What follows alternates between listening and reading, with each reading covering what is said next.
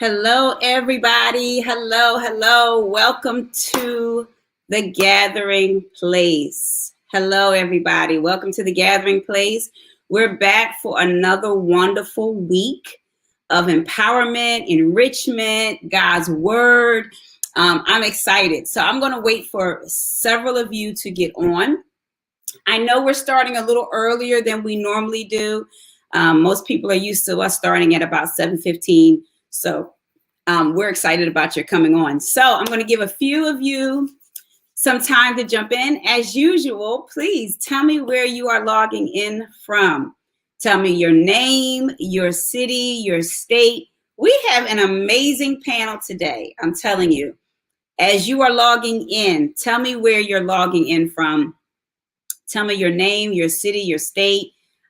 We want to hear from you. We want to say hello and give you a good Ignite Women's Gathering Place welcome.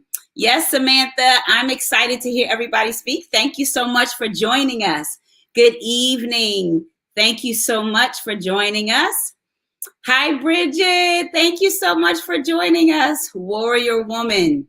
Hi, Takesha. Thanks from Sewell, New Jersey. Thank you so much for joining us. Tell me where you're calling in, you're logging in from. We have an amazing panel. I hope you all come on and give these girls some love. They deserve it. I'm excited. Hi, Bridget. Willingboro, New Jersey's in the house. Hey, Stacia. That's my E-group sister from another mister. I love that girl to death. Thank you, Stacia. She partners with me in the E-group that we are in together, our women's group at Elevation, where we go. Hello, beautiful. Hello, beautiful. Back to you. Come on, tell me where you're from. Hey, Karen, Willingboro, thank you so much for joining us. Kentucky's in the house. Thank you.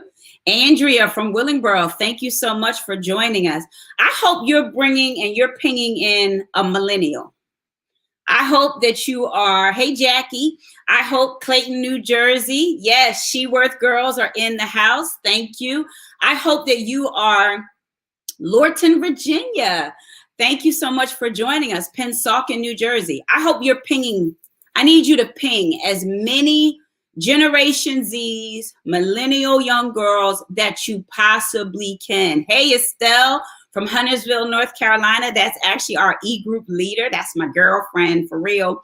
Hey, Danielle Mitchell. Thank you. She's actually going to be on our Married Wives group next week. Hi, Irvina. Mount Laurel in the house. Philadelphia, thank you so much. Philly's in the house, thank you. I want you to ping as many people as possible. Hi, Lynn, Mooresville, North Carolina. Thank you so much for joining us. I want you to ping as many people. You can invite. I said ping. I'm talking about like we on Clubhouse. That lets you know I'm getting all my social media apps all mixed up. No, I want you to hit the invite button.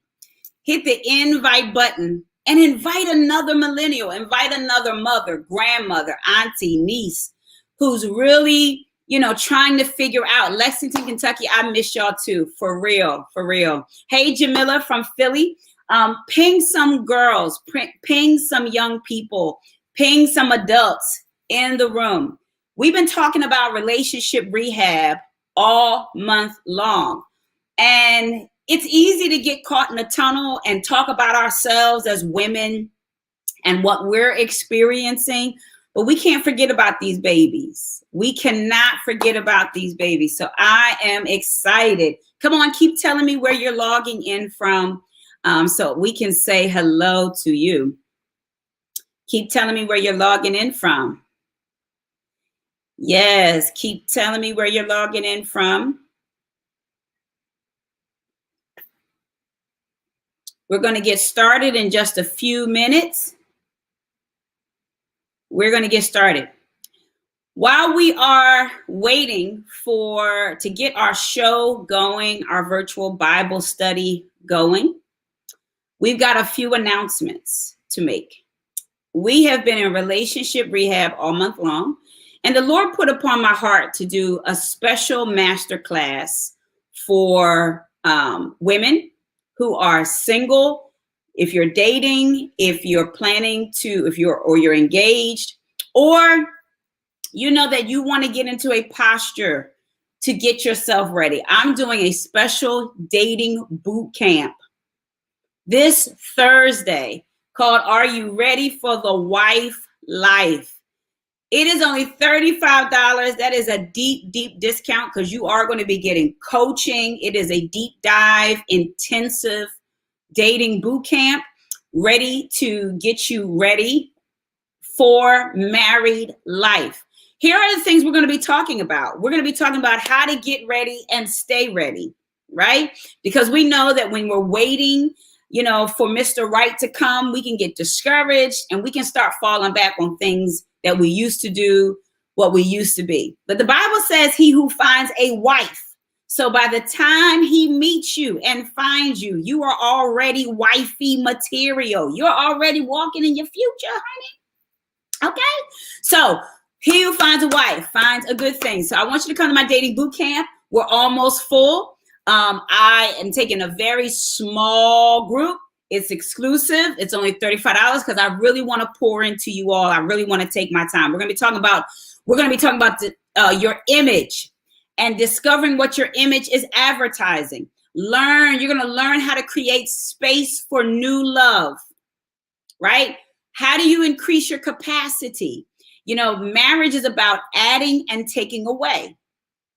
And I was talking to some good girlfriends over the weekend, and what we all talked about and what we realized is when we got married, nobody told us that when we got married, there was going to be a whole lot of things that we were going to have to let go of. Something as simple as you don't like to cook every day. Well, you might be cooking every day. And are you willing? Do you have the space and the capacity to bring somebody else from a different background with a whole different set of ideas and dreams and values and desires into your space? We're going to be talking about how to expand your territory, your space for the one that God has for you. Then we're going to discover why you may be attracting the same type of guy. We're going to be talking about the law of attraction. We're going to be talking about how to overcome insecurity and trust issues. That was a really, really big thing for me. I really struggled with insecurity. I really struggled with trust. If you're one of those ladies, you always checking the cell phone, you always checking the credit card statements, and that man ain't doing nothing to you, right? We're going to talk about all those things. So I want you to go to the website, www.ignitesummit.org. Irvina, if you're listening, type that up for them, post that up, ignitesummit.org. I want you to hit Dating Boot Camp and register. We are getting on this Thursday, Dating Boot Camp for all the singles. If you're dating, if you're engaged, definitely if you're engaged, but if you're single, you want to get married, you want to get to the next level, you got to prepare, honey. You got to get yourself in preparation mode because marriage takes work.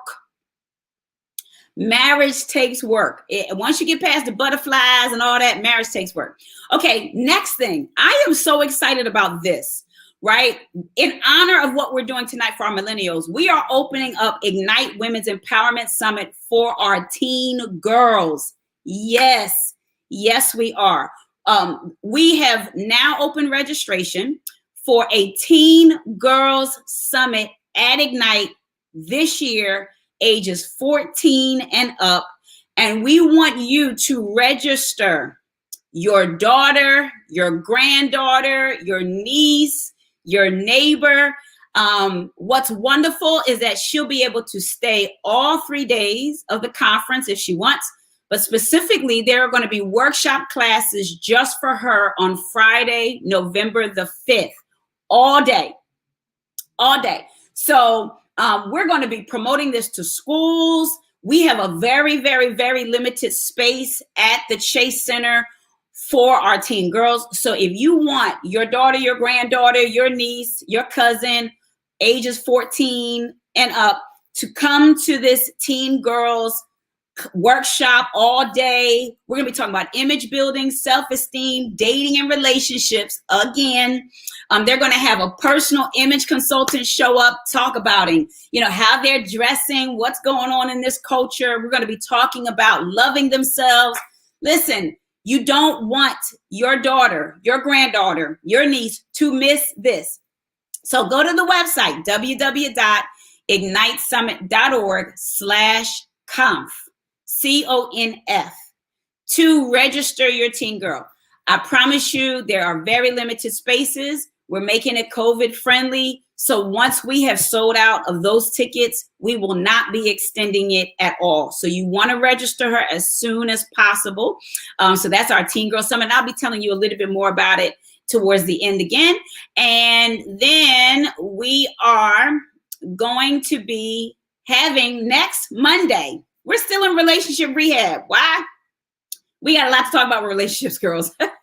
Next Monday, we're going to be talking to the Married Wives Club. Woo! Listen, these women got some stories to tell. We're talking about infidelity, drug use and abuse.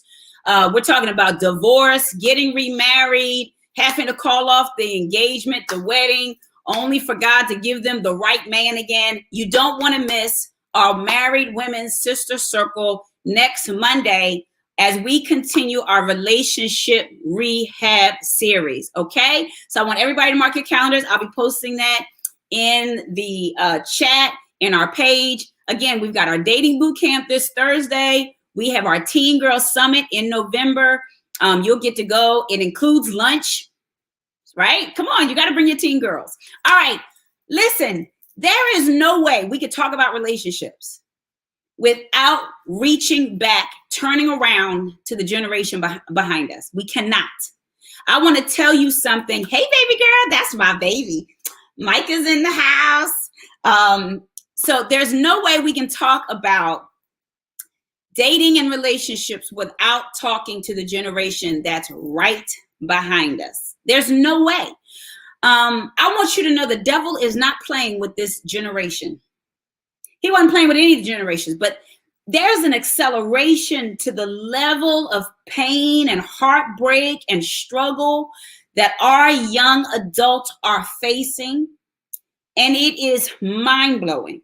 And so I just did a lot of praying this year about what can Ignite Women do.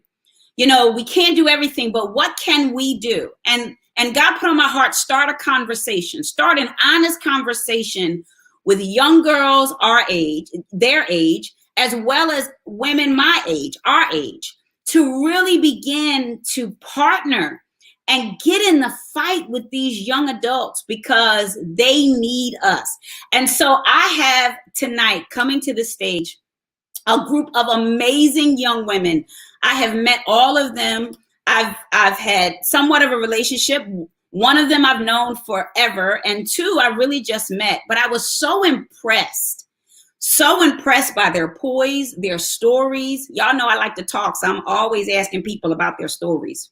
So impressed by their poise, their stories, who they were, as well as their ability and desire to bounce back and really have the things of God. I mean, when I was their age, I don't think I had a finger on the pulse fully of what I was supposed to do and be. But I do recognize that struggle is big. And so I want to introduce each one individually and bring them to the stage. The first person I want to introduce is Shania Drennan. Shania is hi, Shania. Shania is a 22-year-old student. She is an entrepreneur of God Changes Not. And guess what, y'all? I wore this shirt. Yay! I wore it tonight, even though it's like 79 degrees outside. But I love this hoodie. She is an entrepreneur of her own clothing line. God Changes Not. I want to tell you, it is hot. It is fire. It is popping. You can go to her Instagram page. She'll tell you more about it afterwards. She's got red, all the different colors. But she is an entrepreneur. She's a frontline worker at Jefferson Health Hospital. And right now she is pursuing her education at Camden County College, where she will receive her pre-nursing degree in May. She has been very active in praise dance and at her church as a ministry servant leader at Bethany Baptist Church in Lindenwold, New Jersey, which is where she hails from. And she aspires to be a pediatric oncologist. And while speaking, she says that while speaking has not been something that she imagined herself doing, although God had other plans for her. She loves having the opportunity to inspire others in any way. So I want everybody to type hi, Shania. Please, these girls, these babies, they're here. They allow me to shake them. Everybody type hi, Shania. Baby girl, we are glad to have you here. Thank you for having me. LaTaja Knox, known as Taj. She is a cosmetologist. She's actually my cosmetologist and my daughter's. And she is residing in Morrisville, right here in North Carolina. She's 26. She has 2 children, ages 7 and 11 months. She is the owner and operator of her own hair salon called Vault 111. She specializes in enhancing her clients' beauty and values each and every day. And she considers herself as a go-getter. And I want to tell you, she absolutely is. She balances her life with her business and children education. And right now, LaTaja is studying funeral services full-time at Fayetteville Technical Community College. And I believe she's actually going to be done by next fall. And her passion and goal, because I know I've talked to her, is to own her own funeral home one day. And I believe she's going to do it. And her biggest value and passion, this y'all, at 26, is to break generational curses and beat the odds for her and her children. Everybody type hi, Taj. Everybody type hi, Taj. And then our last but not least guest is Dorinell Alcantara. She is a behavior specialist who has a passion for working with preschool children who've experienced adversity and trauma. After her own struggle with anxiety and depression and adversity, Dorinell found the strength and the courage to start to counseling. And with her parents' guidance, her e-group, her church, her faith in God, you know, her fight to live, she is walking in an amazing season of healing and transformation. And I have to tell you all, I have witnessed it myself. She has her social work degree from Appalachian State University, and she is currently pursuing her master's degree in social work and is employed again as a behavior specialist. And you are actually going to meet Dorinell at Ignite Women's Empowerment Summit, as she is one of our presenters in our relationship track. And I'm just very, very excited. Everybody type hi, Dorinell, hi, Taj, hi, Shania. Come on, give them some excitement, give them some encouragement. It took a lot for them to get out here and be here and talk with us. So let's dive right in. Okay. We have been talking, girls, about relationship rehab literally all month, even a little bit longer. And, you know, we understand, what we started to understand in this series is that relationships is the foundation of who we are. It's the foundation of who we are. It is the foundation of how we operate, you know, and it begins at an early age, even when we're young.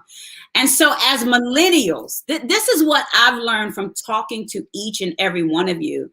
As millennials, you all have experienced what us older women are still fighting through.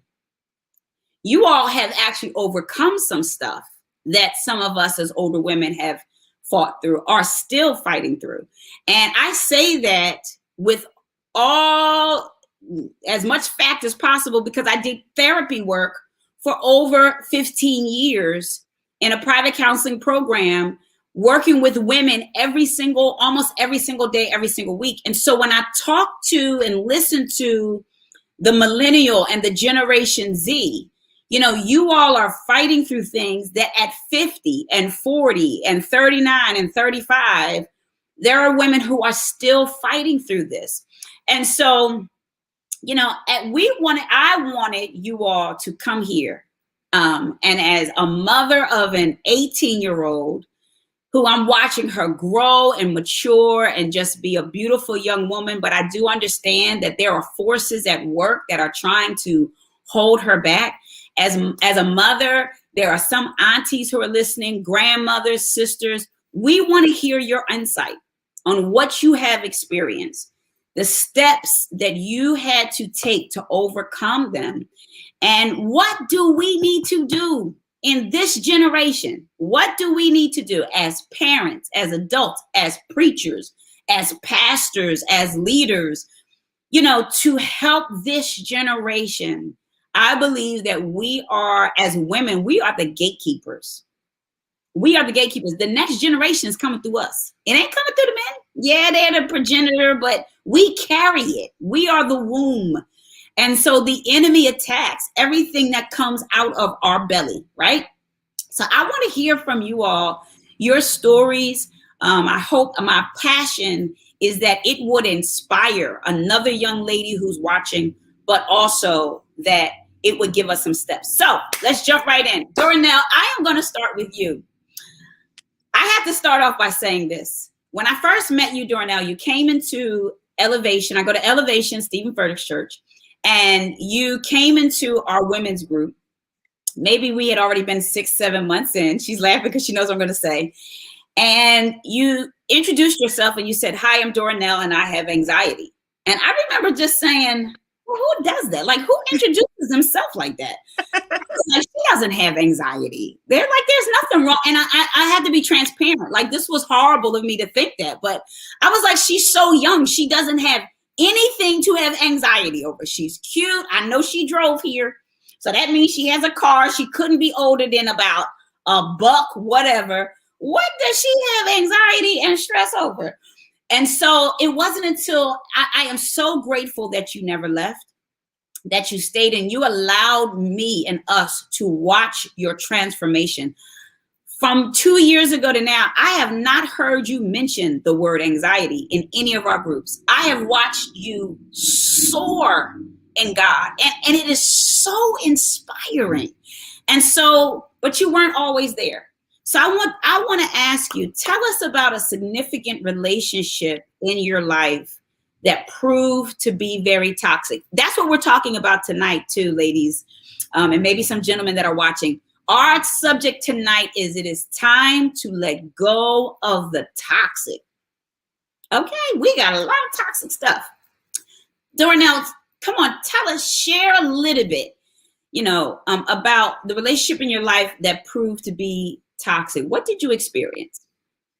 Well, first, before I go in, I just want to thank you so much, Nikki, for having us, all three of us on this call, just to talk about not only our own experiences, but ways that we've been able to build resiliency within ourselves. Mm-hmm. So just thank you for putting all of this together. So funny enough, I will go ahead and throw that A word out. I am extremely anxious today about this, and not in an unsettling way, but in a peaceful way, knowing that this is what I was here for. This is what I was called to do. So going back into 2019, again, you saw me in a place where I was doubting my faith. I was doubting who I was as a woman, as a person. I had just gotten out of a 6-year-long relationship of moments of happiness, but years of trauma and depression, anxiety, overcoming, to the point where I personally had no faith. I was wondering, like, if my God loved me so much, why would he put me through this? Why would he put me in a toxic relationship where I was just torn apart? I was beaten down emotionally, financially. I mean, just anything you can think of. Life just came at me in the way that I didn't expect as an 18-year-old. To at that point, I was 24. And it was just so hard not understanding what was going on in my life and what God wanted. There were times that I wanted to get up and leave, and I ended up finding my way back. I continued to try and work for a relationship or some type of bond with this person that in reality, there was nothing there. There was nothing after year 2. Mind you, I was in 6 years with this person. Wow. After year 2, I reflect on it now, and it was just nothing there. And I so focused on the potential of what this relationship could be. The potential important of this man that I truly loved. The first year, that honeymoon phase, I loved him so much. College sweetheart, that's what I envisioned. And by the end of year 6, I was crushed to finally throw in the towel and say, you know, I'm done. I'm throwing my hands up in the air. I can't do this anymore. Wow. Infidelity, the abuse, it was just too much for me to handle at that point. And I had finally reached the limit where for once in my life, I gave up everything. Wow. So Dornell, let me stop you right here because this is powerful. You said there are two things you said. You said, I was in it for the potential. And I'm going to tell you something. If you ain't listen, you can get off the broadcast now. You done said everything. Okay. Ain't nothing else left to say. Listen, if this is something as girls we struggle with, we date, and I said this last week, we date possibility and not promise, right? The hope, the potential. So that was powerful. But the second thing you said is you knew by year 2, but it took 4 more years for you to walk away. Well, I want you to back up for a minute, Dornell. I need you to share with us, how did you get in this relationship? Tell us how did you, 2 things. How did you get in it, right? And what caused you to stay beyond the potential? What caused you to stay? How did you get in this relationship? So it was my freshman year of college. I was this nervous wreck, full of anxiety. I had my freshman year roommate who was actually on this call, Samantha Horton. I love you. She would take me out and just, come on, we got to go out. We got to go out. And I'd tell her, no, I don't want to. And I met this guy who just so happened to follow me on Twitter. And we started being friends. I gave him my number. We went out for lunch. And, you know, I said, okay, he seems decent. Why not? He's giving me attention. He is showing me that I'm worth something. The day we met, he automatically was like, I'm going to marry you. And I told my roommate the same thing. I'm going to marry that man. You wait.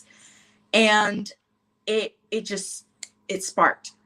We were off kickstarting, just like an airplane. We flew off. We were on cloud 9, 24/7.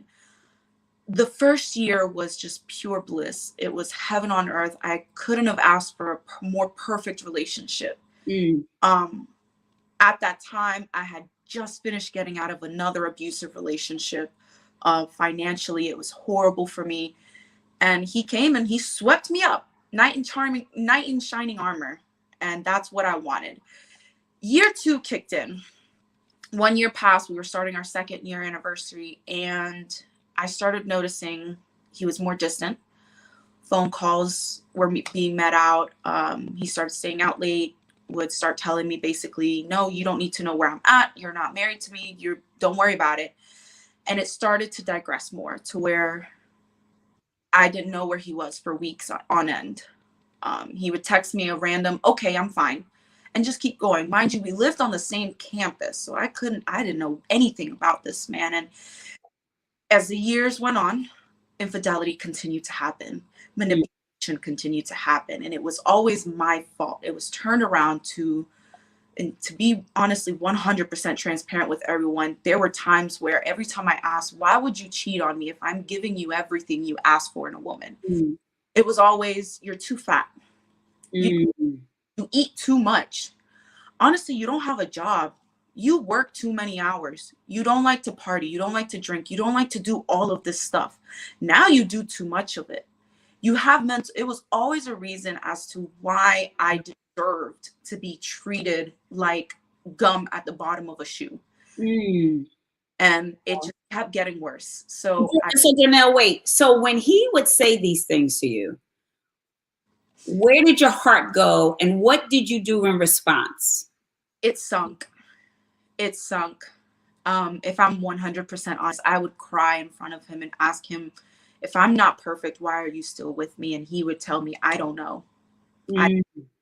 And for me, already having mental health problems and my desire to please anybody so that I wouldn't be anxious, I would ask him, what can I do better? How can I make this work? And he would tell me, so I'd go ahead and do it. And 2 weeks would pass and something popped up again and the same conversation would happen. Or a month later, the same conversation. And it was always another reason why I was never enough. And always, you are not good enough. You are not good enough. You are not a perfect woman for me.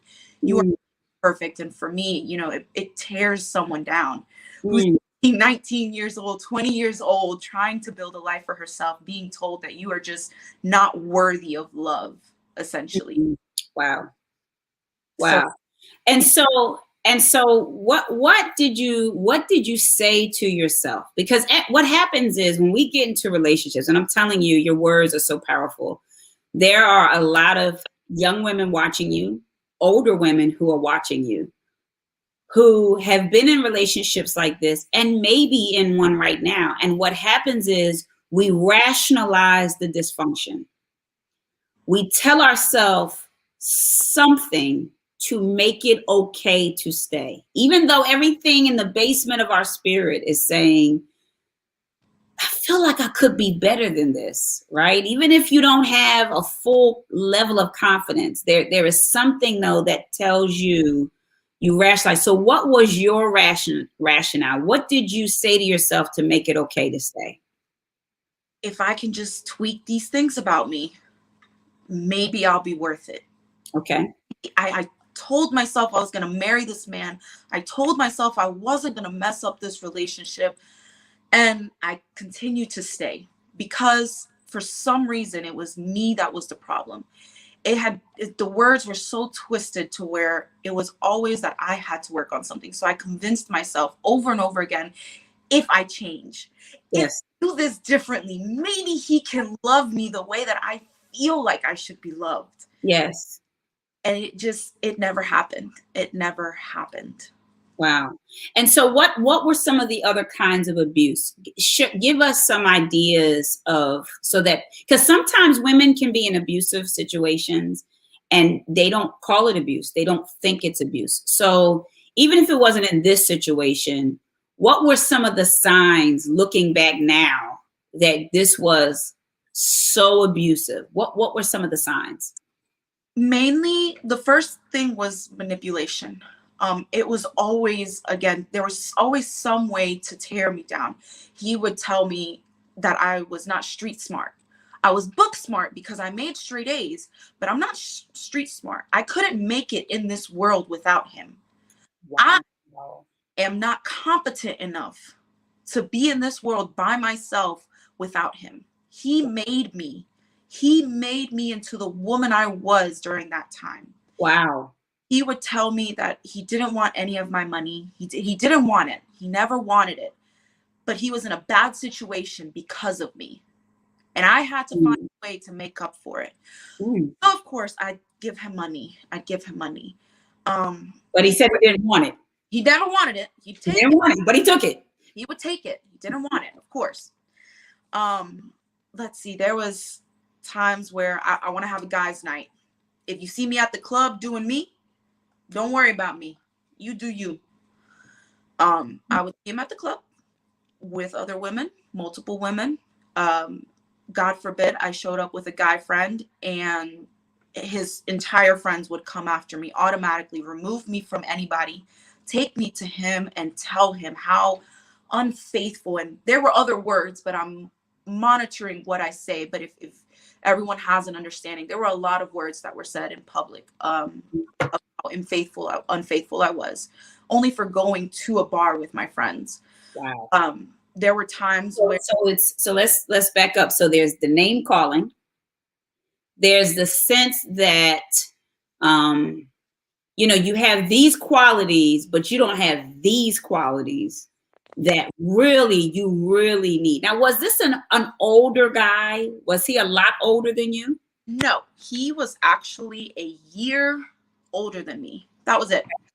So he really it seemed like he really has been trained in the art of manipulating and making you believe that your straight A's was nothing.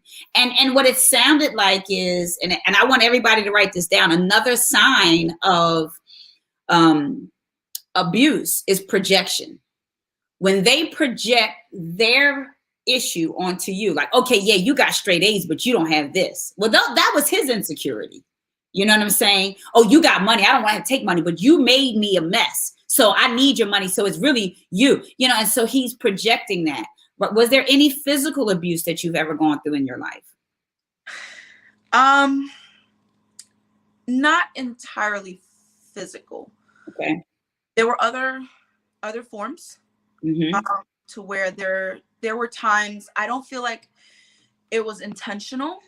There were times where he would grab my hand if he was really angry. There were times he would grab my arm if he was really angry. And I would show him days later. I still actually have pictures of my hand being so swollen. It was black and blue. And I showed him and he apologized, but it was more so like, nah, you just bruise easily. Essentially, I do bruise easily. But to hold my hand hard enough to where it was black and blue for a week and a half straight, that's not normal. That's correct. That's not normal. And I want everybody to make sure, like, you know this, that Yeah. just because they're holding your hand really tight, it doesn't mean that he loves you in public. It doesn't mean Mm-hmm.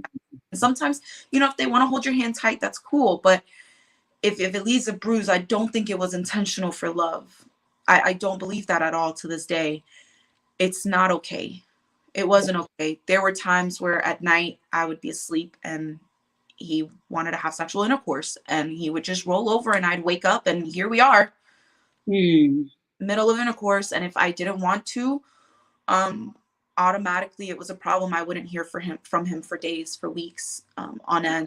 And he would So just, emotional abuse, and that there's an emotional withholding of themselves. Mm-hmm. so it was just everything tied in one. And it was a lot to handle in Wow. years for me personally, as someone who's still trying to find herself, Yeah. still in college, not knowing what Yes. to do, and then have this relationship that I idolized, that I fantasized about, and it genuinely, it just wasn't that at all. It Yeah. wasn't my fantasy. I focused so much on the potential. I focused so much on what this could become if I became the perfect person, Mm. and it never came out that way. So Darnell, you had a breaking point, as every single woman does.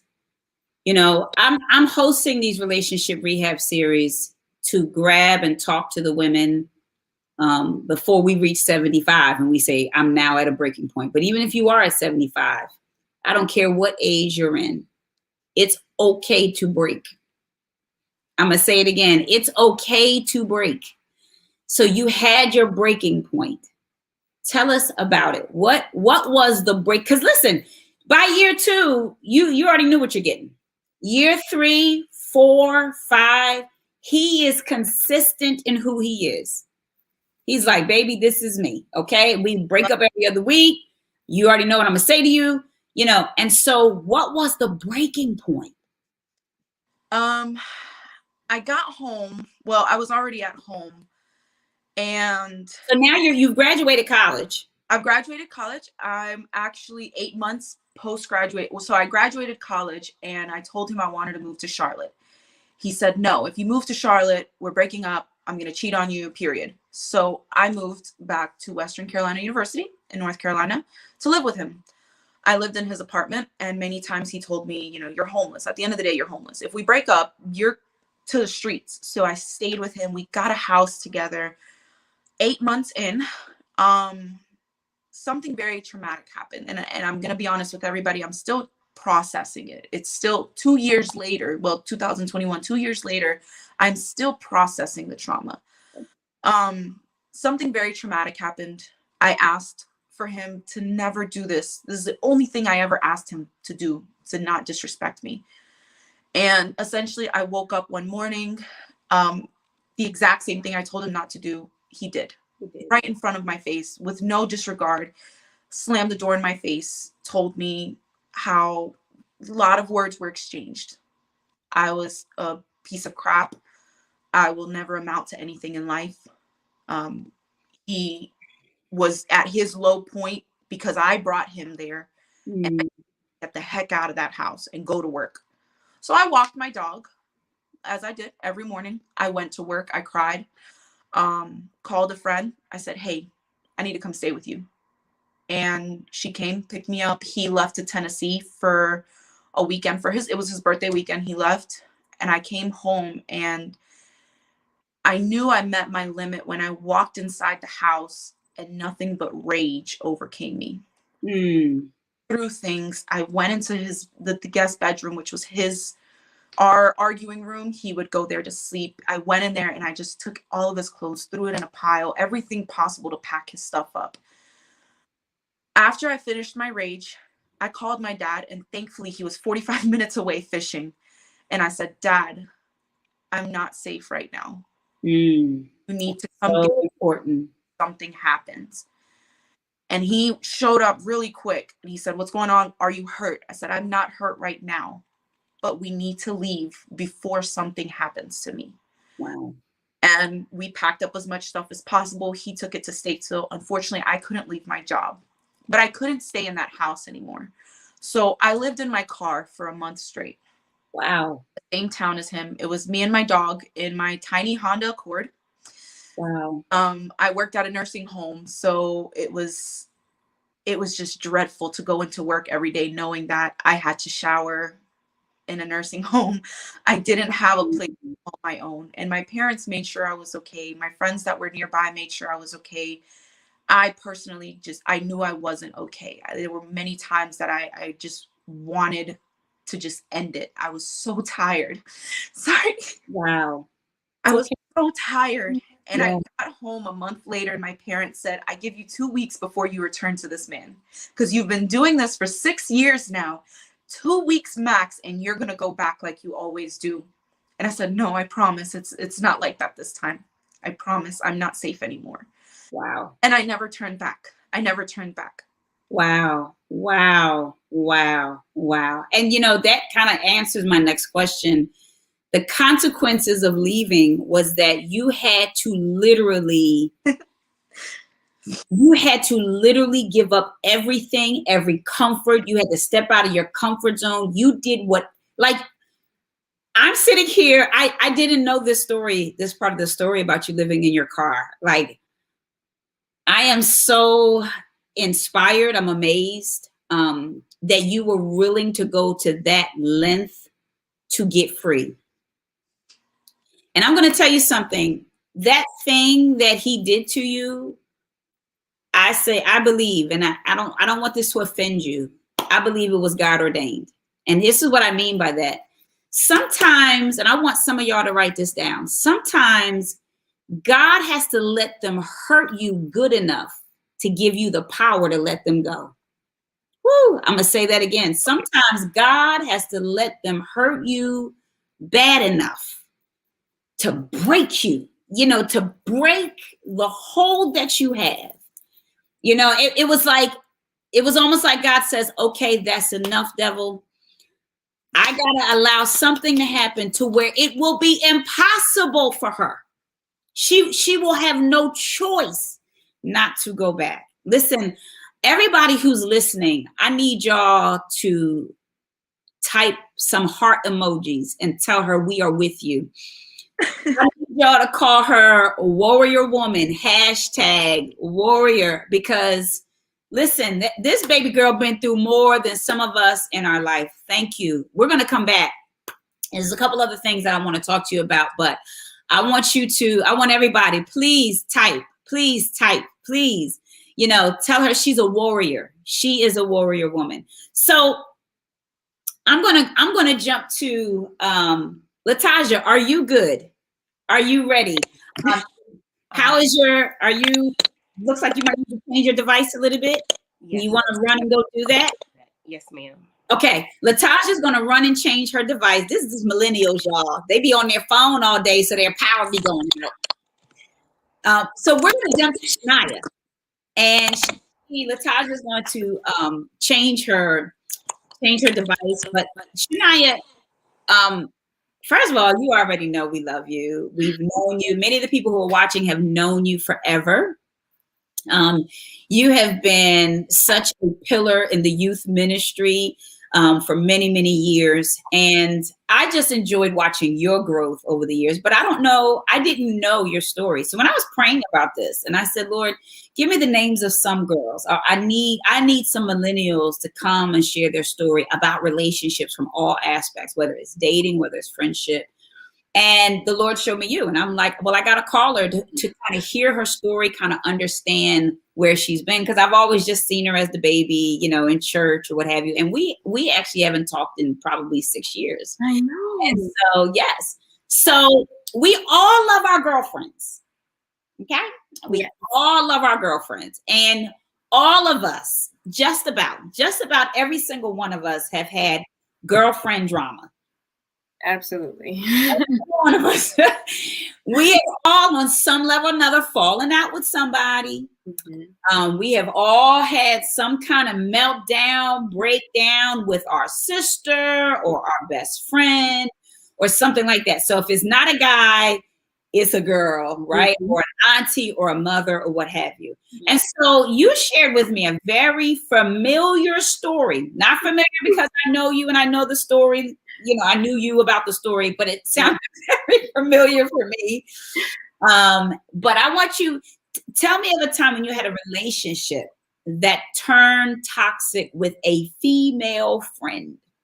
All right. So this actually happened at the start of COVID. It was like a couple months right before COVID actually hit. So I was friends with a particular individual. We were about friends for like 2 years.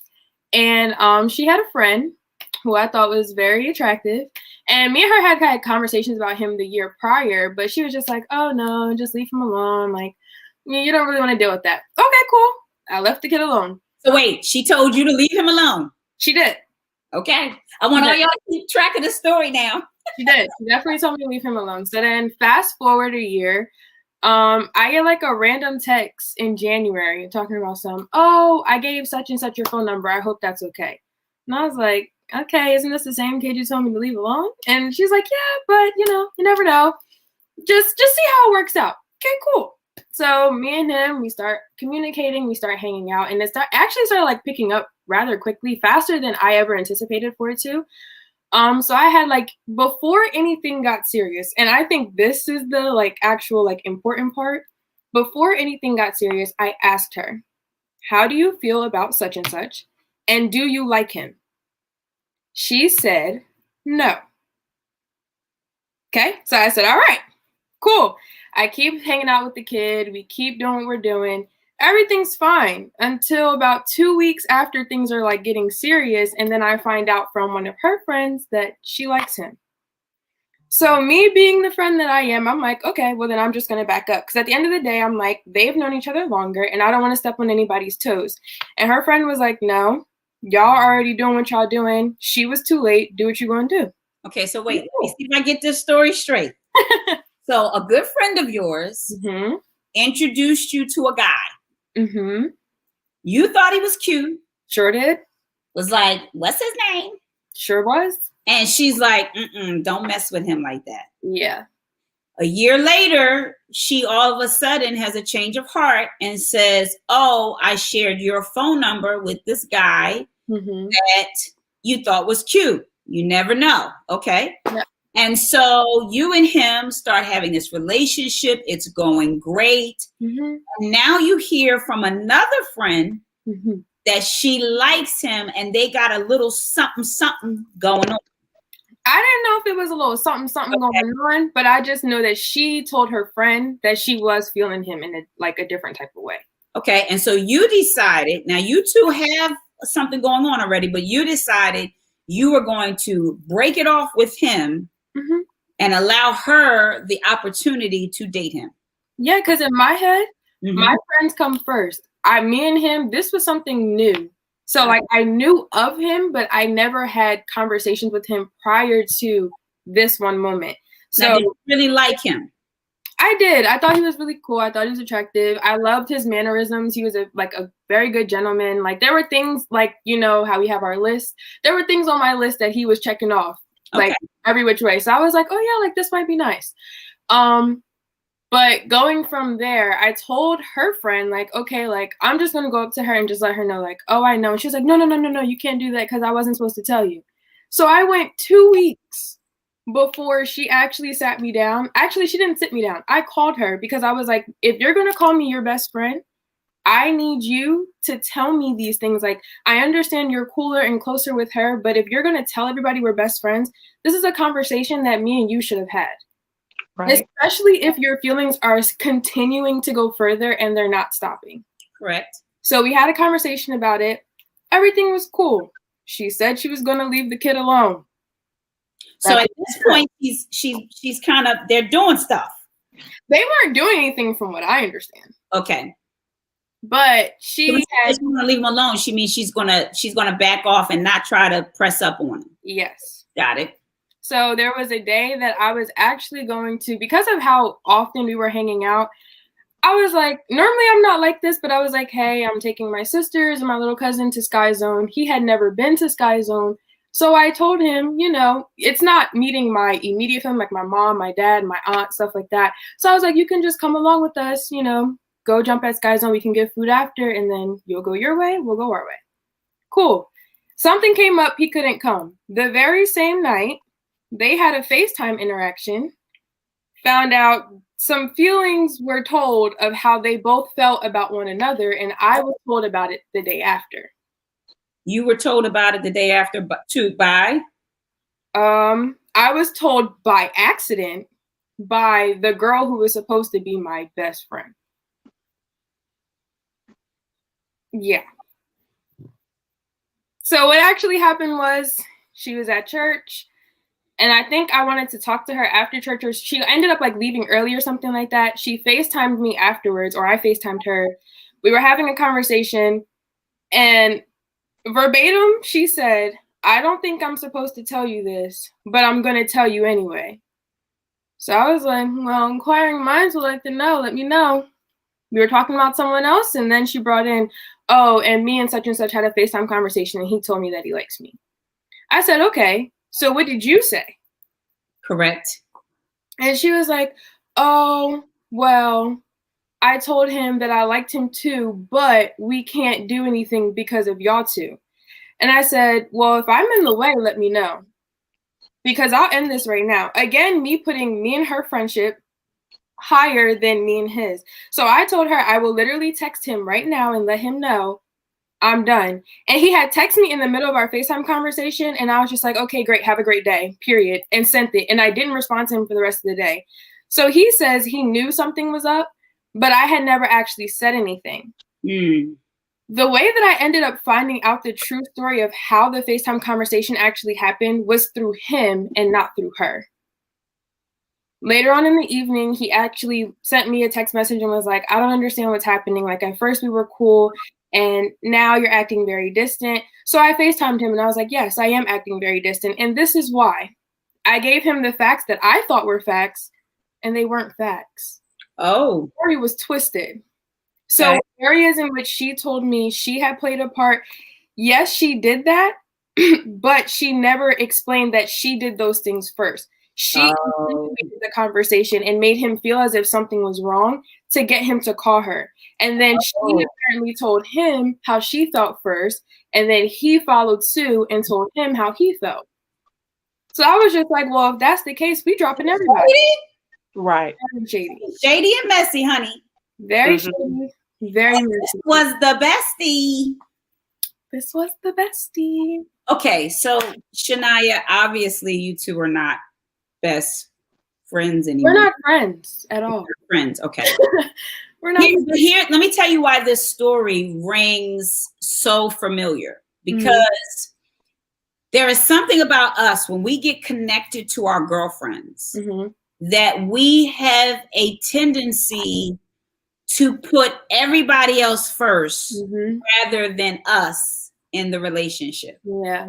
You know, when me and you talked and we started talking about, you know, how you found out she liked him and you were like, okay, I'll take a step back. You know, my first thought was, where are you stepping to? You got to bounce, you know?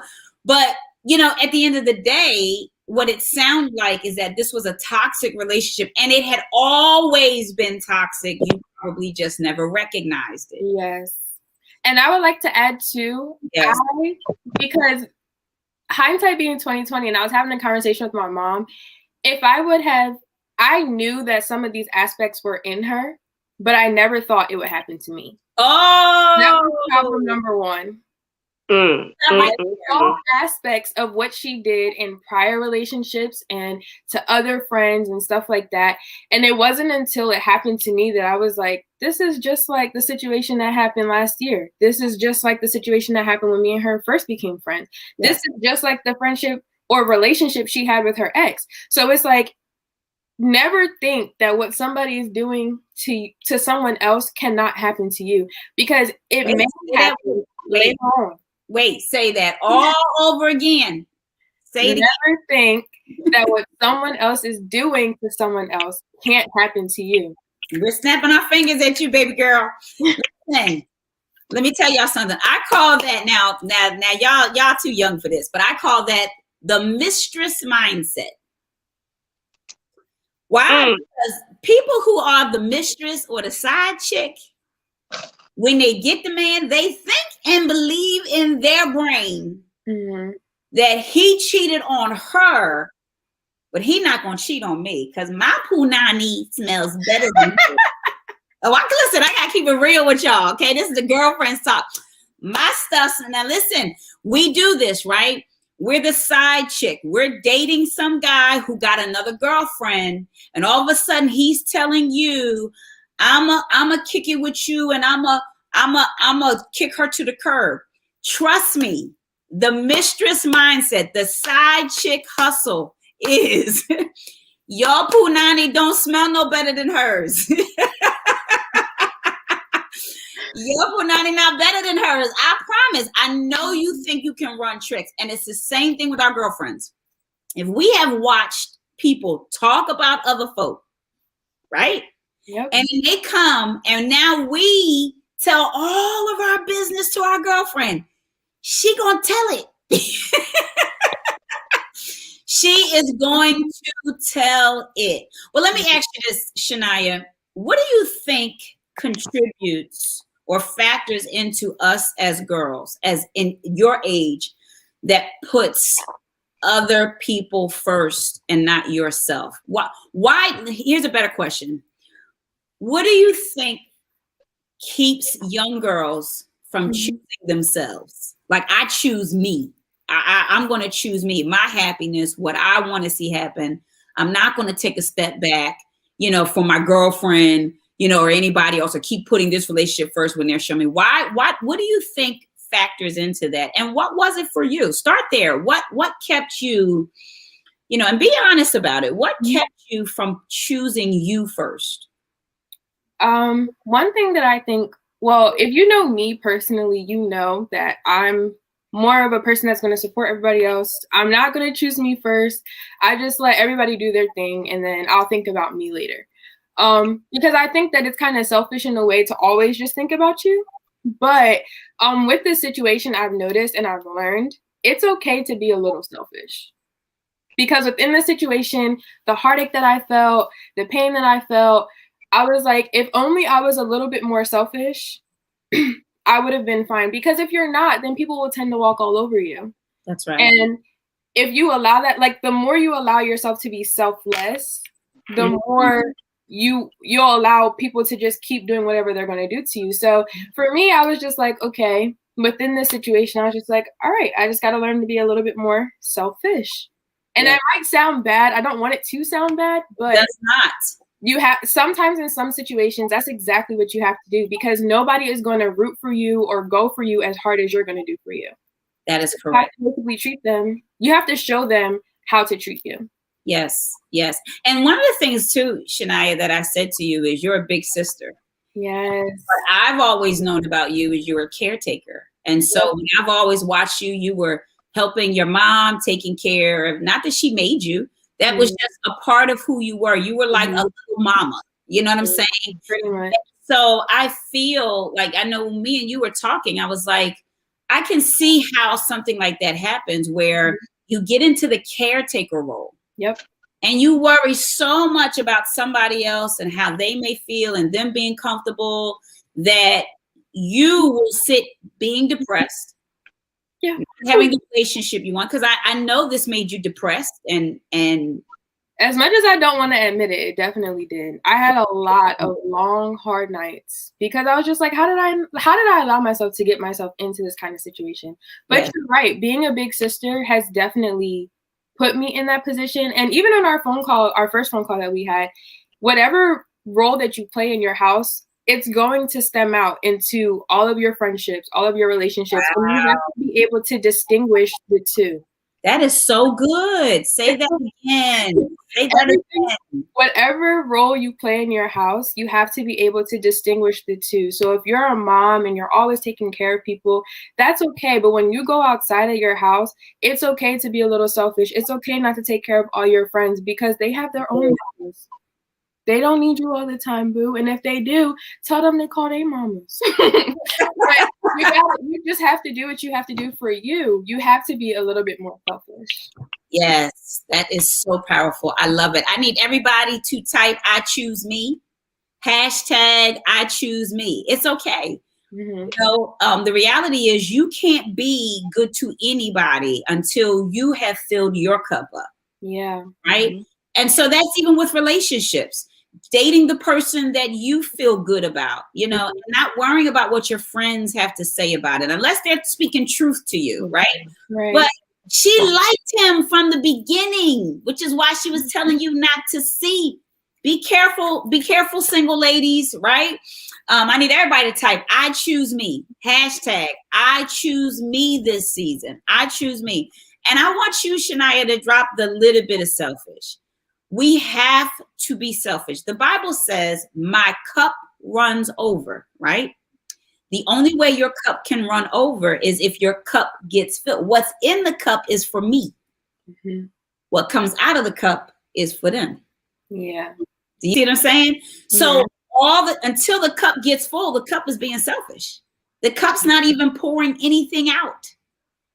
Does that make sense? Yeah. So it's pouring, it's here, it's here, it's here. It's staying just as selfish. Then says, now I can give because I've reached my overflow. Mm-hmm. I know we like to think, oh, I got to give so everybody. No, you can't give anything that does not exist within you. Yeah. And so, yes, that's going to be your hashtag this year, Miss Boo Thang. I choose me. It's not being selfish. Because here's the thing, you know, your gift and your purpose is always other centered. Mm-hmm. You're always, you know, you're going to be giving to other people, but when you're not fully satisfied, you can't. Right. So I'm gonna come back to you. All right, Miss Lataj, she is back. How's your experience? Now, Miss Lataj, for many of you who are just jumping in, and I want to reset the room. Miss Lataj is the owner of Vault 111.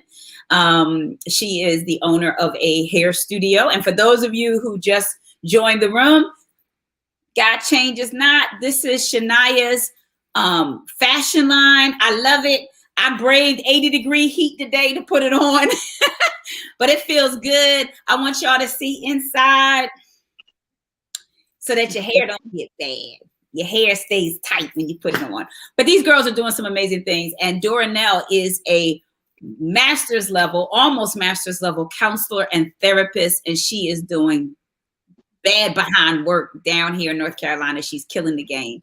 So, Latasha, me and you have talked extensively, and I have just always been impressed with your poise. I've been impressed with your maturity. Latasha started off doing my daughter's hair when we first moved down here and ended up doing my hair, and she ended up being like my baby sister. I don't know how that even happened. I was just coming to get my hair done, and I was like, girl, it was so easy. It was easy with you. It naturally happened. Naturally happened. But you have some amazing, there is a wisdom in you that is beyond your years. There is a wisdom in you beyond your years, but it did not come without pain and struggle. So how did your experiences in childhood factor into some of the relationships you chose? I think that I felt like when I was a child, I was kind of like it was a pull. It was like a tug of war type of thing. So I have, of course, my mom's side and, of course, my dad's side. Two totally different people, two totally different walks of faith. This is United Methodist. I think we were more so non-denominational, Bethel Baptist. So, of course, my parents weren't married. They were young when they had me. But my dad's side, they're more so close knit. I'm the only grandchild, and the only great grandchildren, of course, stem from me. Um, but it was more so like a tug of war. And I want to take it all the way back to when I was first born. Of course, my dad's side was a lot more available to help my mom with childcare. And with that being said, I spent a lot of time over on my dad's side. But now that I'm 26 and I just figured this out this year, that they are very manipulative, if you understand what I'm trying to say. And I didn't realize that as a young girl, but they definitely made it seem like it's better over here. You get more over here. Things are healthier, are better over here. We buy you more things. We take you more places. Versus over here at my mom's house, at my mom's side of the family. I'm not going to say mom's house because it was definitely a village for me. They taught me all the basics like cooking, cleaning, just what I needed to know, versus over here it was luxury. So it was like luxury versus real life stuff. Got it. And I dealt with that until I completely moved out myself 7 years ago. And when I moved out 7 years ago, I could definitely tell a difference. I was definitely closer to my dad's side. I just really feel like I was, they both sides really loved me, but it was just a big difference. Yes. And I wanted to start from my childhood, because now that I'm older and have children of my own, keep your kids at home. For real. Because those generational curses. What do you mean by that? What do you mean by keep your kids at home? Talk You'll about know more. You will know more. You what will do you mean by get keep your kids at home? What do you mean by that? When I say that, is I was blessed with a strong support system when I had my daughter, which is still the very same people that watched me then. And basically, it was just me happening all over again until I was able to catch it. Okay. Do you understand? By you keeping your kids, or I'm not going to say keeping your kids at home, because of course we have to work. We have to do numerous number of things where we can't take our kids, whether it's self-care, work, doctor's appointments, whatever. You will learn more. You will get that relationship with your kids where it's supposed to be. You will understand your children more. And with raising your children, you don't want a split. When I say a split, like there's one way that I want to raise my children, which isn't the same way as in another household. Okay. That split makes it very different to parent fluently. Yeah. And so let me ask you this, because me and you have talked and you shared some, just some things about you growing up that really, you watch. What were some painful things that you saw growing up that may have contributed to you being in unhealthy relationships? Some of the painful things that I've seen growing up that affected my relationships today is, for one, what kind of man my father was. Rest in peace. He was definitely a go-getter, but he was never home. I never really got to see him that much. And of course, mom and dad, they split up. They were never married. So it was more so my grandmother and my aunt took his place of a father, which really never taught me what kind of man I really needed. So as far as me choosing the men that I've chosen over the years, I take full responsibility for that, because I've never really, had a great ideal example of a man ever. Ever. Yeah. And so tell me about a relationship that you did get into that turned toxic with a man that you had to walk out of, that you had to walk away from. Okay, so I was in a relationship with a guy. Um and this relationship started in high school and followed throughout even after my daughter was born.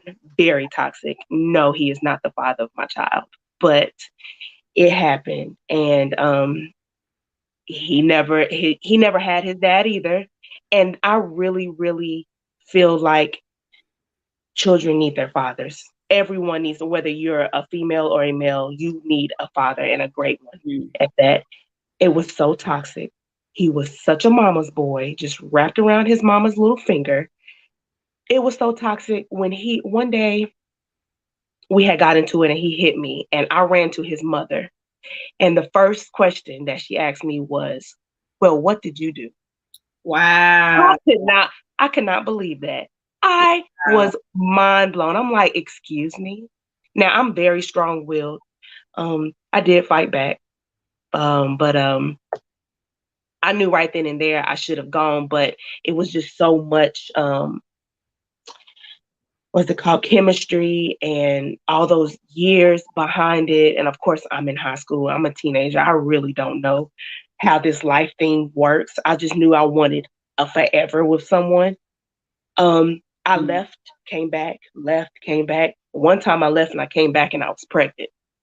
Not his at all. It was just a total toxic, horrible situation. I was pregnant with my 7-year-old daughter, and we ended up staying together maybe a year or so after that.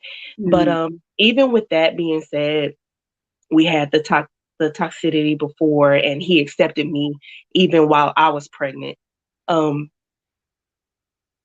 he always reminded me that he wasn't her father and that he would never get over it.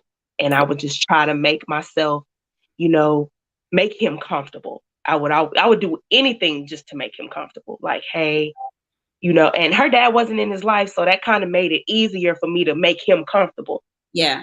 Horrible, horrible way of going about things. So Todd, let me ask you this question. When you look back, and even now, there are things right now that you're fighting through, that you're walking through. Hmm. When you Hmm. look back at your life and you look through the journey of your dating and all the toxic relationships, what do you think you were looking for that you couldn't get? Forever. And what does that mean? Someone to stay through the thick and the thin, but I was misconstruing the thick and the thin with BS. Yeah, I didn't I couldn't. I just wanted someone that can accept me and all of my flaws, while they just basically just went and did whatever they wanted to do, and now we have to come back, regroup, talk about it, forgive each other.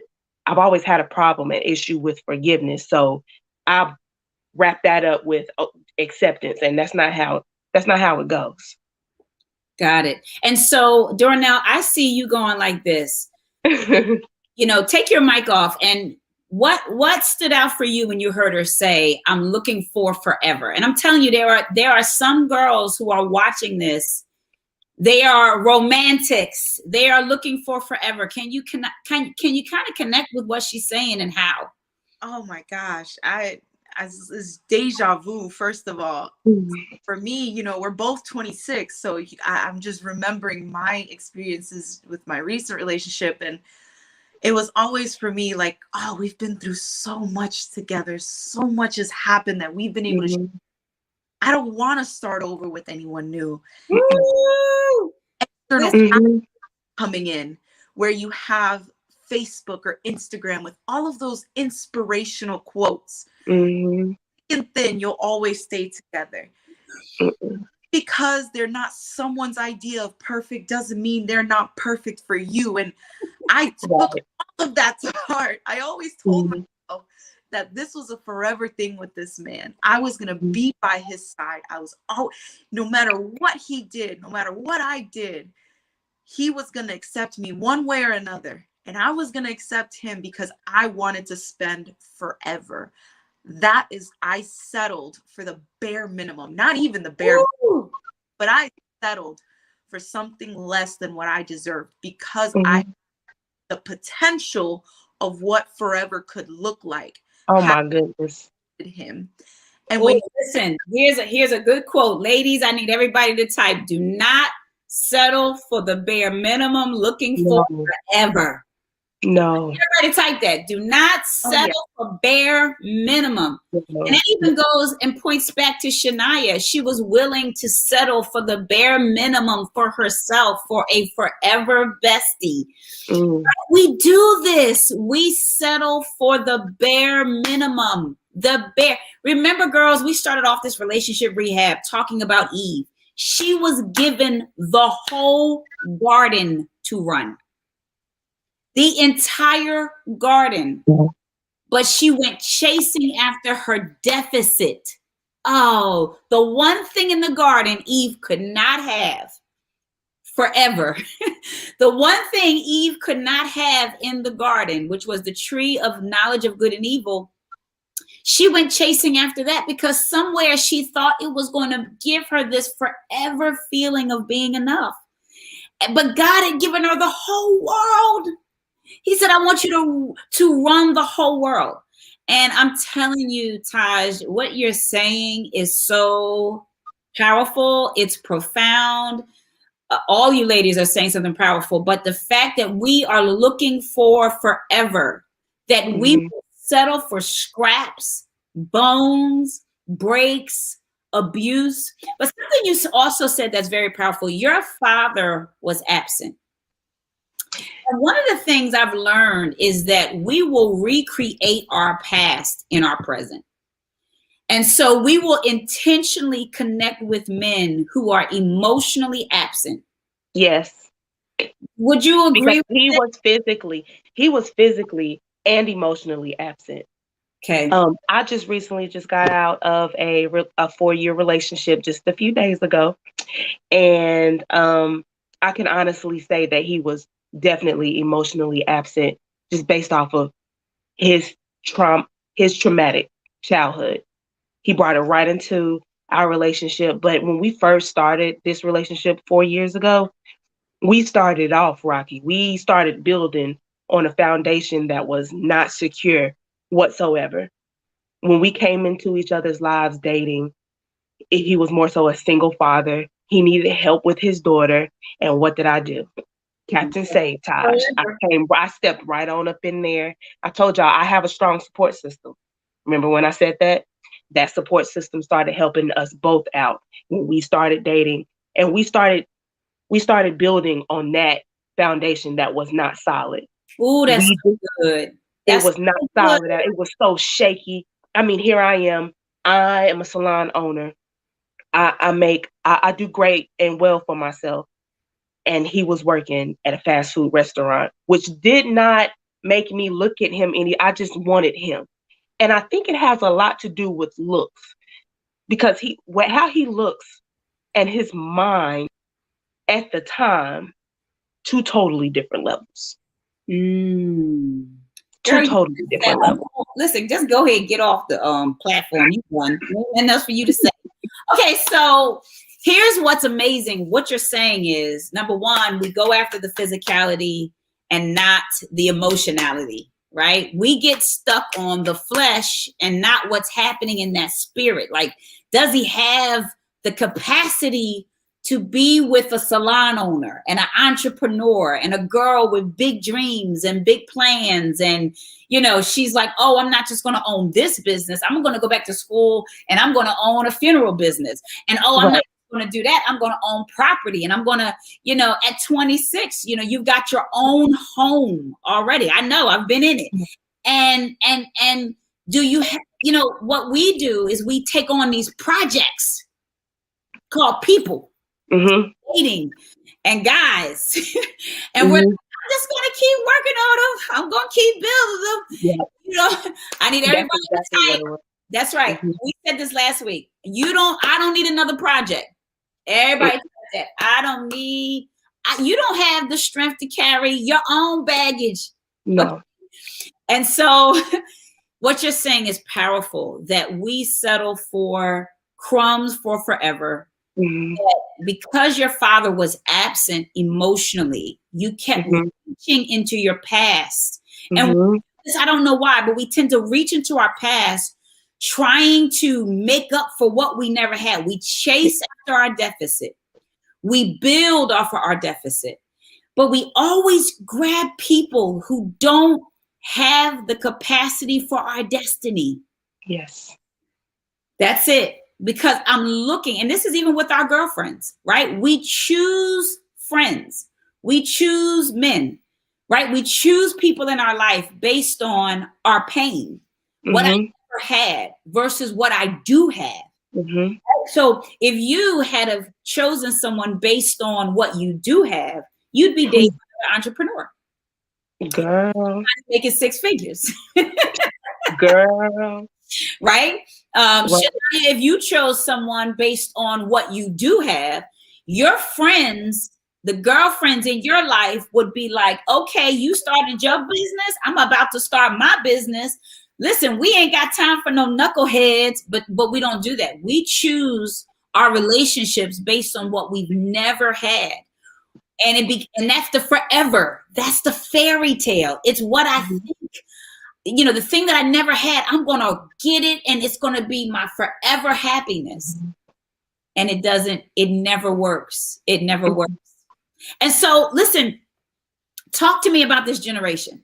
So I'm here to eavesdrop. I want you to give me all the goods. I want you to give all the, and I want all y'all can take your mics off. I want to understand this millennial generation dating and relationships. What's the drive? What can you begin to tell us as mothers, as aunties, about why this generation, millennials and Generation Z, is getting into toxic relationships? What's going on? I do want to touch on what Tosh was saying earlier with an absent father, the relationship with her family. Me personally, to be 100% frank, at 20 years old, I told myself I'm going to settle down. One way or another, I'm settling down because my mom had me at 21. My dad was 23. So I said, their relationship worked out. It was rocky, of course, but they settled down. They're successful right now. They're wonderful. So I said, I got to fall into their place. Yep. Oh. Cousins who are Gen X, they're so successful, falling in love at 23, 24, 25. And here I am, 20-year-old me, still in college, fast food restaurant job, can barely make ends meet, constantly running home, telling mom and dad how bad my relationship is, how bad I'm doing in school. And it was really, I would pick and choose to go off of Shania and her checklist. I would pick and choose different things, what I wanted to focus on. I never had a checklist, but I'd look at his positives and I'd say, my dad does this for my mom. I think that's a good thing. In reality, it was toxic. He took, for example, my ex took flowers. A friend brought me flowers. I didn't know she brought me flowers because he took them from her and gave them to me. So I said, man, this man brought me flowers. He must really love me. Checklist. Man, I forced him to take me out for Valentine's Day. But you know what? He did it anyways. Checklist. He's checking off these boxes for the bare minimum. Wow. I focused on my parents' checklist and tried to mold the perfect man out of the bare minimum of what their checklist was. I didn't need the extravagant. I just wanted the simplicity of life. And I got myself in a relationship that I shouldn't have gotten into from the get-go. Wow. And do you feel, Darnell, jumping in, do you feel like that's what this generation is struggling with? The need to settle down. The need to have our lives together by 22, 23, because I'm hearing that a lot. Social media tells you that you need to. You and music. Yeah. Social media tells our 20, our 21, our 22, our 23, our 19-year-old females and males that you are not successful if you don't have your own business. You're not successful if you're not making six figures. You're not successful if you're not driving a Mercedes, but you can't pay for it. You're not successful if you don't have your own house. You're not successful if you're not in a successful relationship. Social media is the cause of every single thing that Gen Wow. and millennials are going through. It's the problem. It's one of the Yes. one of the main problems. And then still looking back on our parents, they settled down so young, so quickly, and you see how our parents are doing well, and you're just like, I want that. I need that right now. I have to have it just like my parents. Wow. I want to And raise you know, this is so good because when I was your age, there was no social media. Our only stress, because I want to talk a little bit about this high level of depression, anxiety, suicide rate that's going on. You know, our greatest level of stress was just we just wanted to survive. You know, nobody, like almost nobody had a car. If you Right. was beat up, I mean, it was like, oh man, and we were all happy because we were like, okay, we don't need a car. Tina got one. We're all gonna get in her car. And we're just gonna, and so it was, our parents taught us how to survive and manage what we had. They didn't teach us how to jump to overflow. And so we didn't have a lot to measure against. It was, the only measurement was, can you pay your bills? If you pay your bill, you're doing great. Yep. So you're right, because we did get married young. I got married very young. I mean, we were like 22, 23, 24 or whatever. And we had nothing. I mean, there was no like, and so we're teaching our kids to learn, to get more, but no one pushed us to get more. So Darnell, you're looking at our success, but we were looking more at, no one taught us to go after more before settling down. It was like, okay, I graduated high school. Either you had money to go to college or you didn't. If you went to college, it was you get a job, try to survive on these mean streets. And that was it. I mean, there was nothing else. So to hear you say, social media got y'all looking at six figures in your 20s, that's stressful. I mean, do we really know what to do with six figures? I mean, look at the music that we listen to. Right. I mean, let's start with Meg Thee Stallion. Okay. That's the problem, actually. I mean, is that how we keep a man? No, seriously, that's it. And for so let's do that and see where we end up. Wait, Taj. So for some of the people on the program, that's like, Meg the what? I want you to break down who Meg Thee Stallion is, and I want you to say out the name of the song that you're talking about. Go ahead. I want to first and foremost say I am not a supporter, and I am not a hater. I'm not a supporter, and I'm not a hater. But what this young lady, she's a successful young lady. Let's just start off with her successes first. From the little bit that I do know about her, since I'm not a supporter, she's a college student, right? Or started off as a college student. She still blew up as this big artist, all across the globe. Everyone loves her. She is known for her butt. Her lyrics are disgusting. Talk about the one song that everybody loves. Go ahead, just say it. It's okay. No one, you're not going to go to hell for it. I heard of Cry Baby. I've heard of Shania. Can you help me? What else? WAP. Oh my gosh. Okay. Oh, I forgot about that. Was the worst one. Sound out. Tell everybody what WAP is. It's okay to say the word. It's okay. WAP means the W stands for wet, and the A stands for ass, and the P stands for this. Yeah. So listen, ladies who are listening, parents, Meg Thee Stallion has a song out called WAP. I said WASP. Look, that's how I was watching it. WAP. It stands for wet ass pussy. Okay, I said it, the whole word. If you want to give me, hey, the word ass is in the Bible. All right. My mama's on here. I'm not saying that.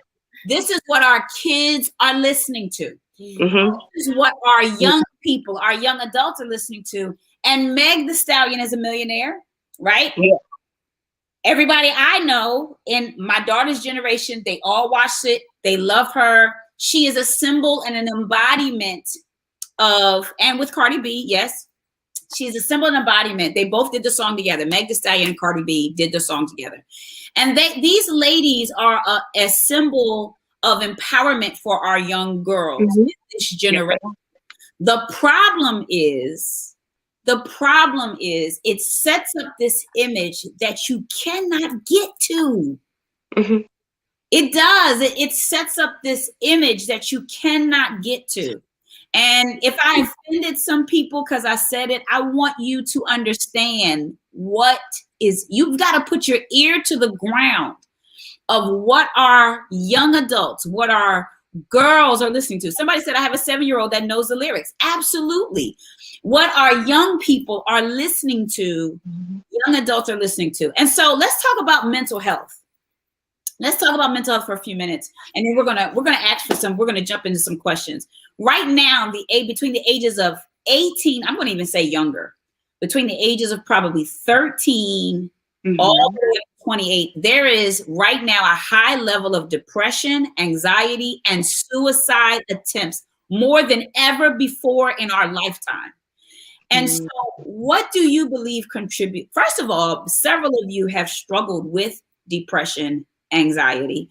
So share basically a minute of that, but then what do you think contributes to it? I'll start with you, Dornell.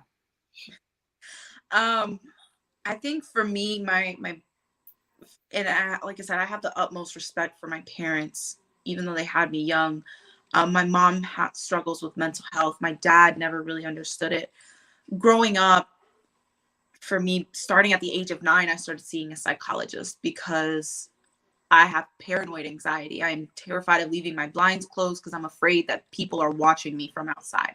Even if I'm on the 2nd floor, I'm terrified. And something I acknowledge now, but telling my parents that, my dad put it in my mind, you're making this stuff up. Stop it. It was very dismissive. My parents were they didn't bother to really understand what was happening. So when they started throwing in judgments, when they started dismissing my fears and my concerns, I stopped opening up. I chose to no longer tell them that there are days that I didn't want to live. I not to tell them that I came home from school and went to my bed and cried because I was so terrified of the judgment of them not understanding what I was going through. Little did I know my mom had mental health issues. My dad sees it as it's all in your head. Don't worry about it. I'm macho. Now he understands, thankfully. But growing up, that was my problem. Got it.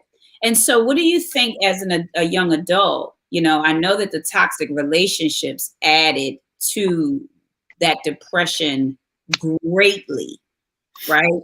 What do you believe contributes to this mental health crisis? I'm going to call it a crisis in our generation right now. Again, for me personally, it was wanting to succeed the way my parents did and wanting to have that relationship. And the more it tore me down, the less of a support system I felt I had. Because who am I to go to my parents, the people that birthed me, the people that truly love me, and tell them this man stuff to me? Because I knew my dad being who he was, I was going to get judged. It wasn't any support. Honey, I'm here for you. I'm so sorry that this happened to you. It was, you let this happen. This happened to you. And with anxiety, it works that way. You're afraid of what's to happen next. You're not worried about what's happening currently. You're afraid of what could happen. You're possibilities. So you try to prevent it as much as possible. Because experiences that's happened in the past, you're afraid of what could happen in the future. And that's literally what anxiety is. And when you let anxiety take over you, depression is going to kick in because you don't have somebody there. You can have your high school friends. You can have friends you're with all the time. But at the end of the day, you go to bed as a teenager and as a young adult until you are married and settled down. You go to bed alone. You wake up alone. You go to bed alone. You were brought into this world alone, unless you're twin. And essentially you start thinking about yourself like, I'm going to die alone one day. And so the depression comes in and anxiety telling you, you know, you're stuck right now. You're stuck. Essentially, Wow. you're stuck in a spot that you don't know how to get out. Where, how to get out. And wow. repeating. And like I said, the parents, your peers not understanding. If people don't know what you're going through and have never experienced it, no one can relate with you. No one can. So you're essentially alone, and everything kicks in one at a time. A different mental health will come in and let you know, hey, I'm knocking. I'm here. Open the door for me to come in. You've got post-traumatic stress disorder right here, ringing a doorbell. Depression is chilling on your bed, letting you know, wait till you go to bed. Anxiety, don't forget to brush your teeth, because if not, you're probably going to let all your teeth fall out in your sleep. So it's a good way to explain kind of what my mind looks like, especially starting at age 9 to now 26. This is what every day looks like for me. And let me say this. I've been talking to young adults recently over the past couple of months, and the statements I've been hearing, and maybe Shania or Taj, you both can talk about this, is they're saying this Generation Z and Millennial. In fact, my daughter said this. I asked her, I said, what stresses you guys out? She said, everything. Everything. And I was like, what do you mean everything? And now I'm looking like, you got money in the bank. We got you a car. We're paying for your college.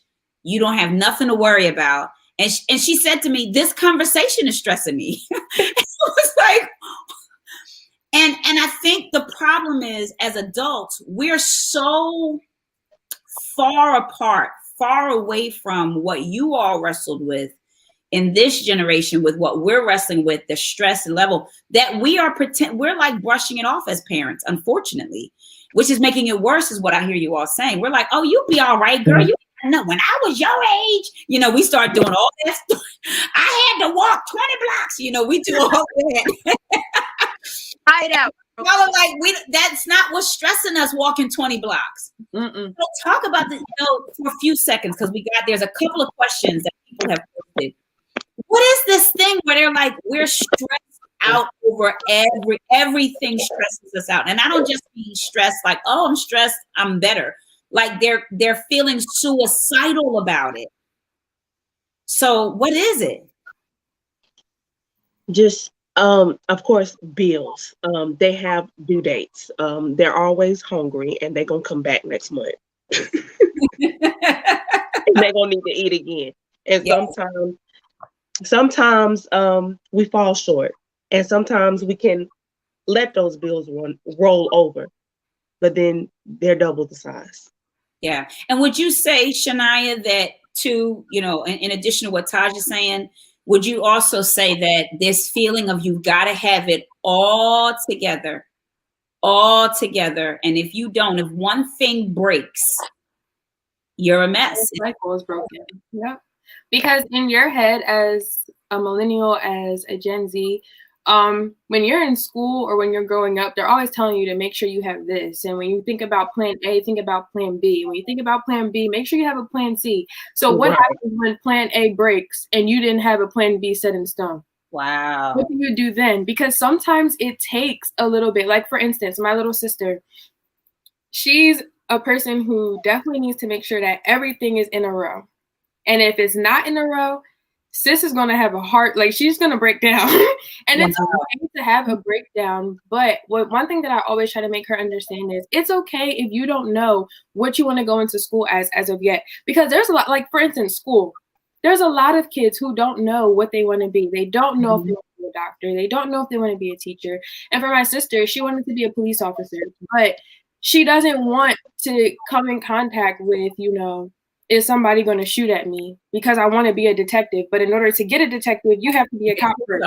That's correct. So it's like, okay, but so then she drops the entire idea of not wanting to be a cop, but now not knowing what will give her fulfillment in life to wake up every single day to be like, I absolutely love my job, even if they don't pay me enough.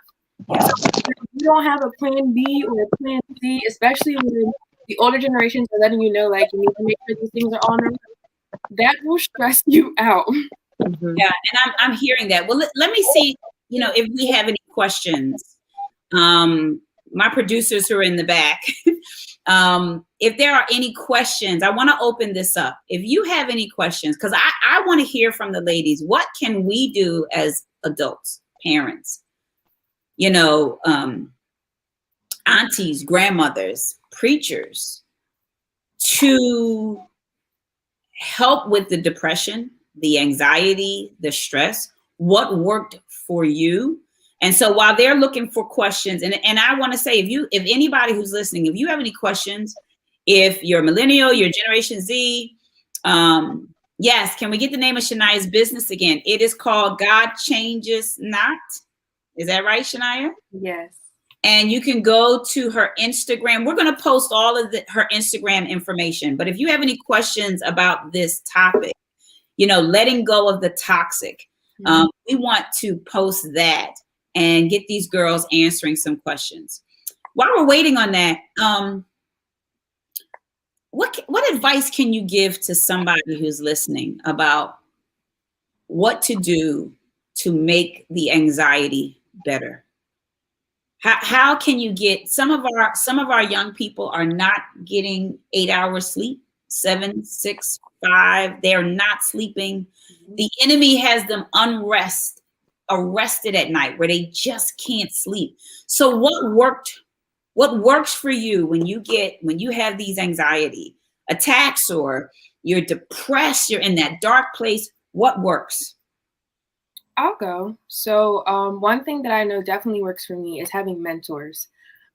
Even though me and my mom have a very close relationship, that is my best friend, but even though me and her have a very close relationship, there are still some things that I'm just like, don't really want to talk to mom about it. But having people in my life who are in the same walk, not even in the same walk because they're older than me, but, have gone through some of those things. And some of the people, I didn't even know they went through them.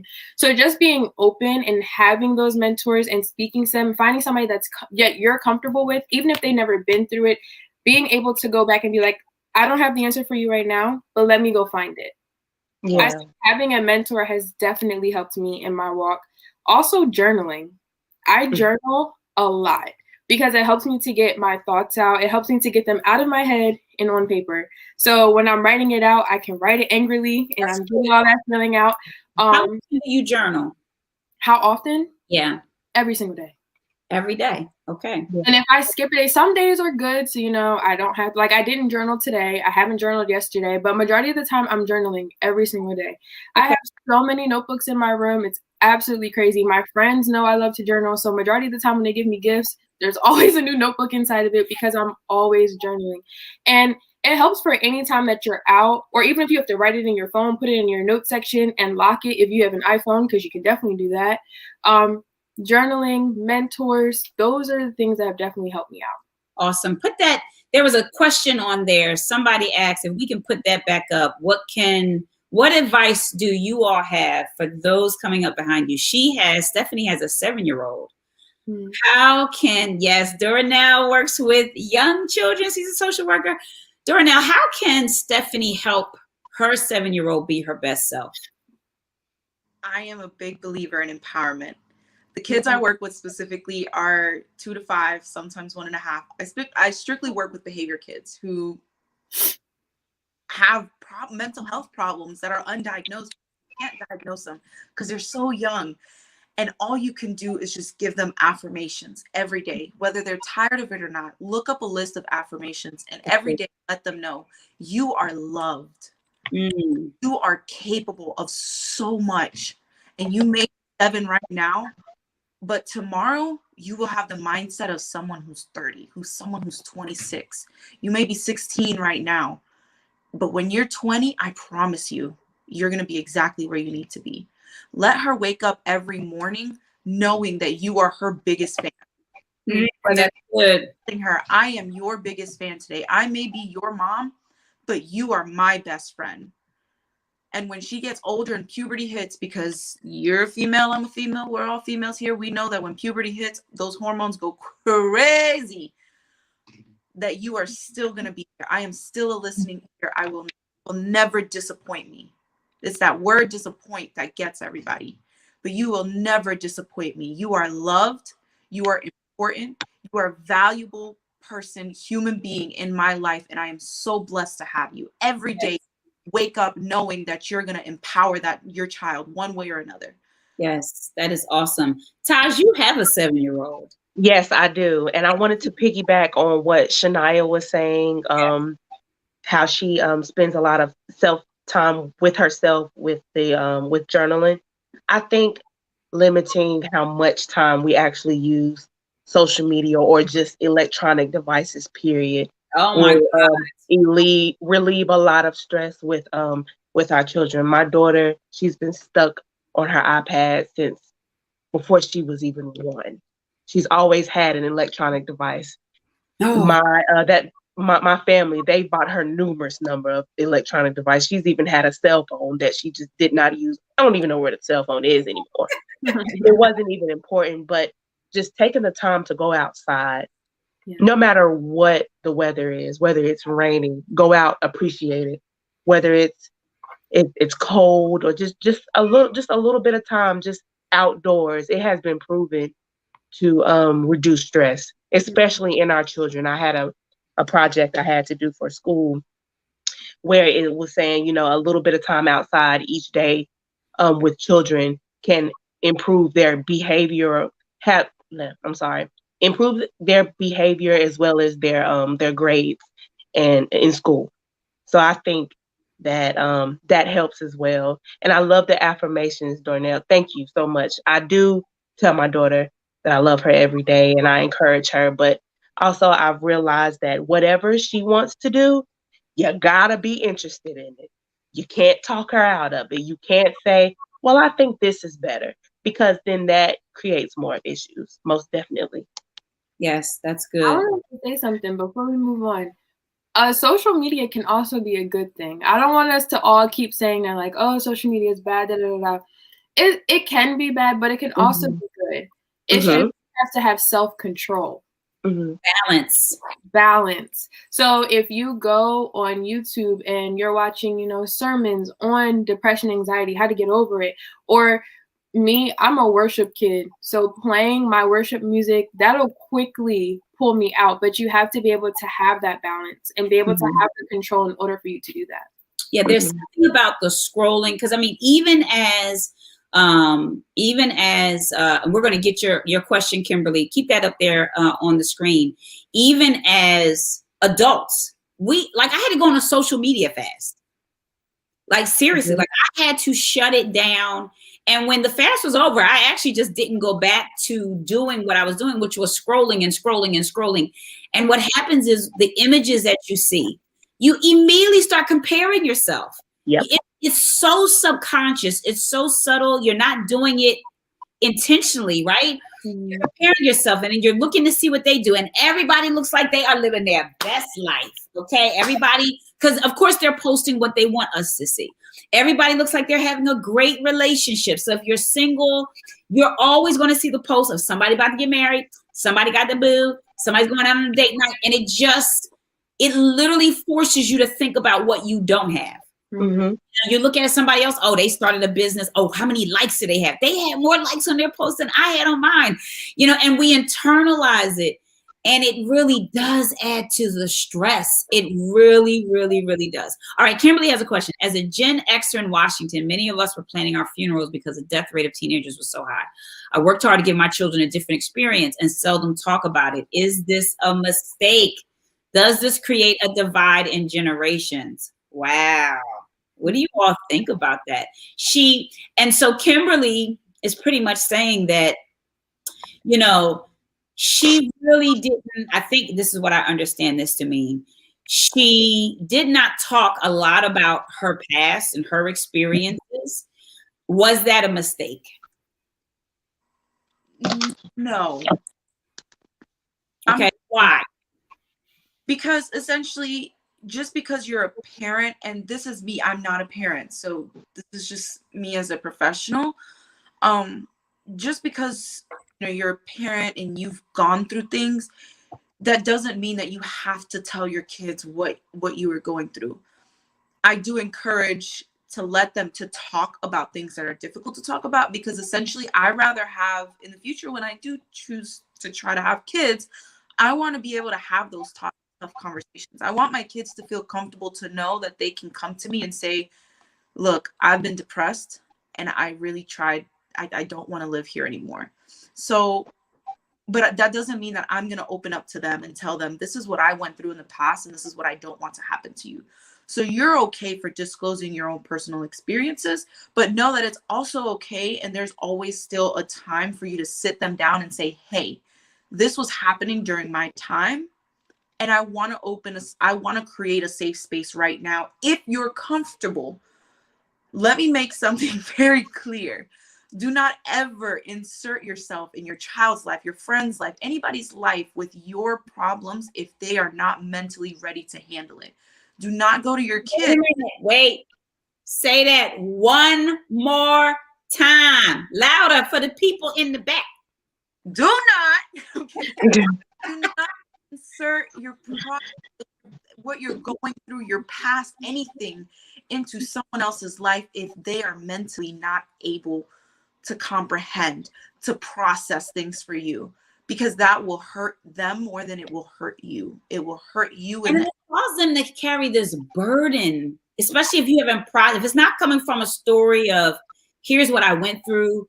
Because I would say the same, Dornell, but I would also say, sharing your past with your children is great. It's all in the context of why you're sharing it.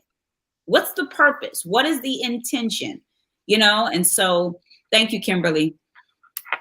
Do not insert your pain on your children's hearts. Do not insert your problems. Don't go home. Single parents, mothers, don't go talking about your spouse to your children. Do not go talking about the fact that we don't know if we're going to make it next week. I don't know what I'm going to do to your children. Yep. You can still say, hey, we're in a struggle, but I believe God is going to see us through, right? Even if you're shaking in your boots. You say, well, I want to keep it real with my kids. Your kids don't have the real capacity yet, right? They don't have the experience to know that you're probably going to make it through. They don't know that. Yep. So that's good. Okay. Any other questions? Any other questions that we have? If you do, post those.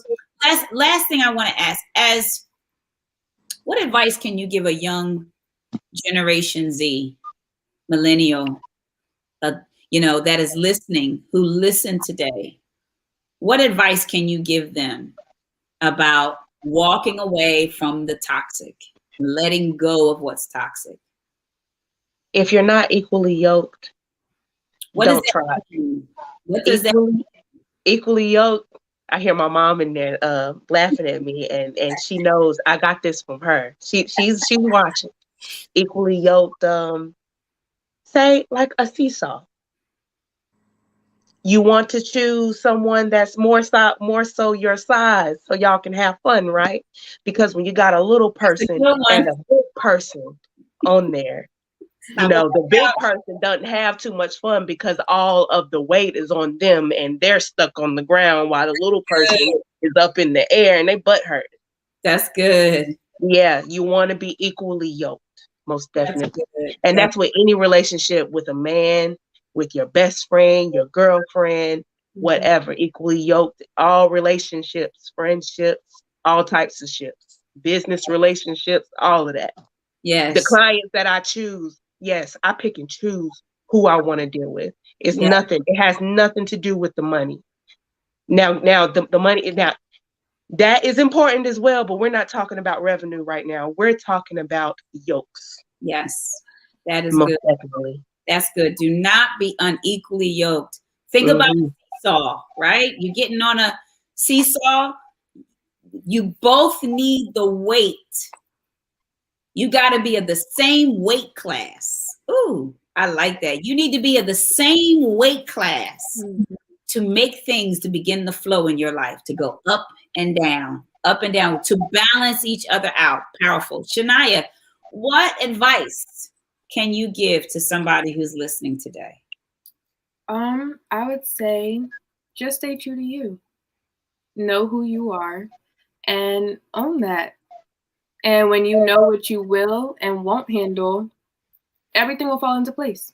Right. So what you're saying is to let go of the toxic, be true to you. knowing who you are, knowing what really works for you and what doesn't, and knowing that something better is on the other side. It definitely is.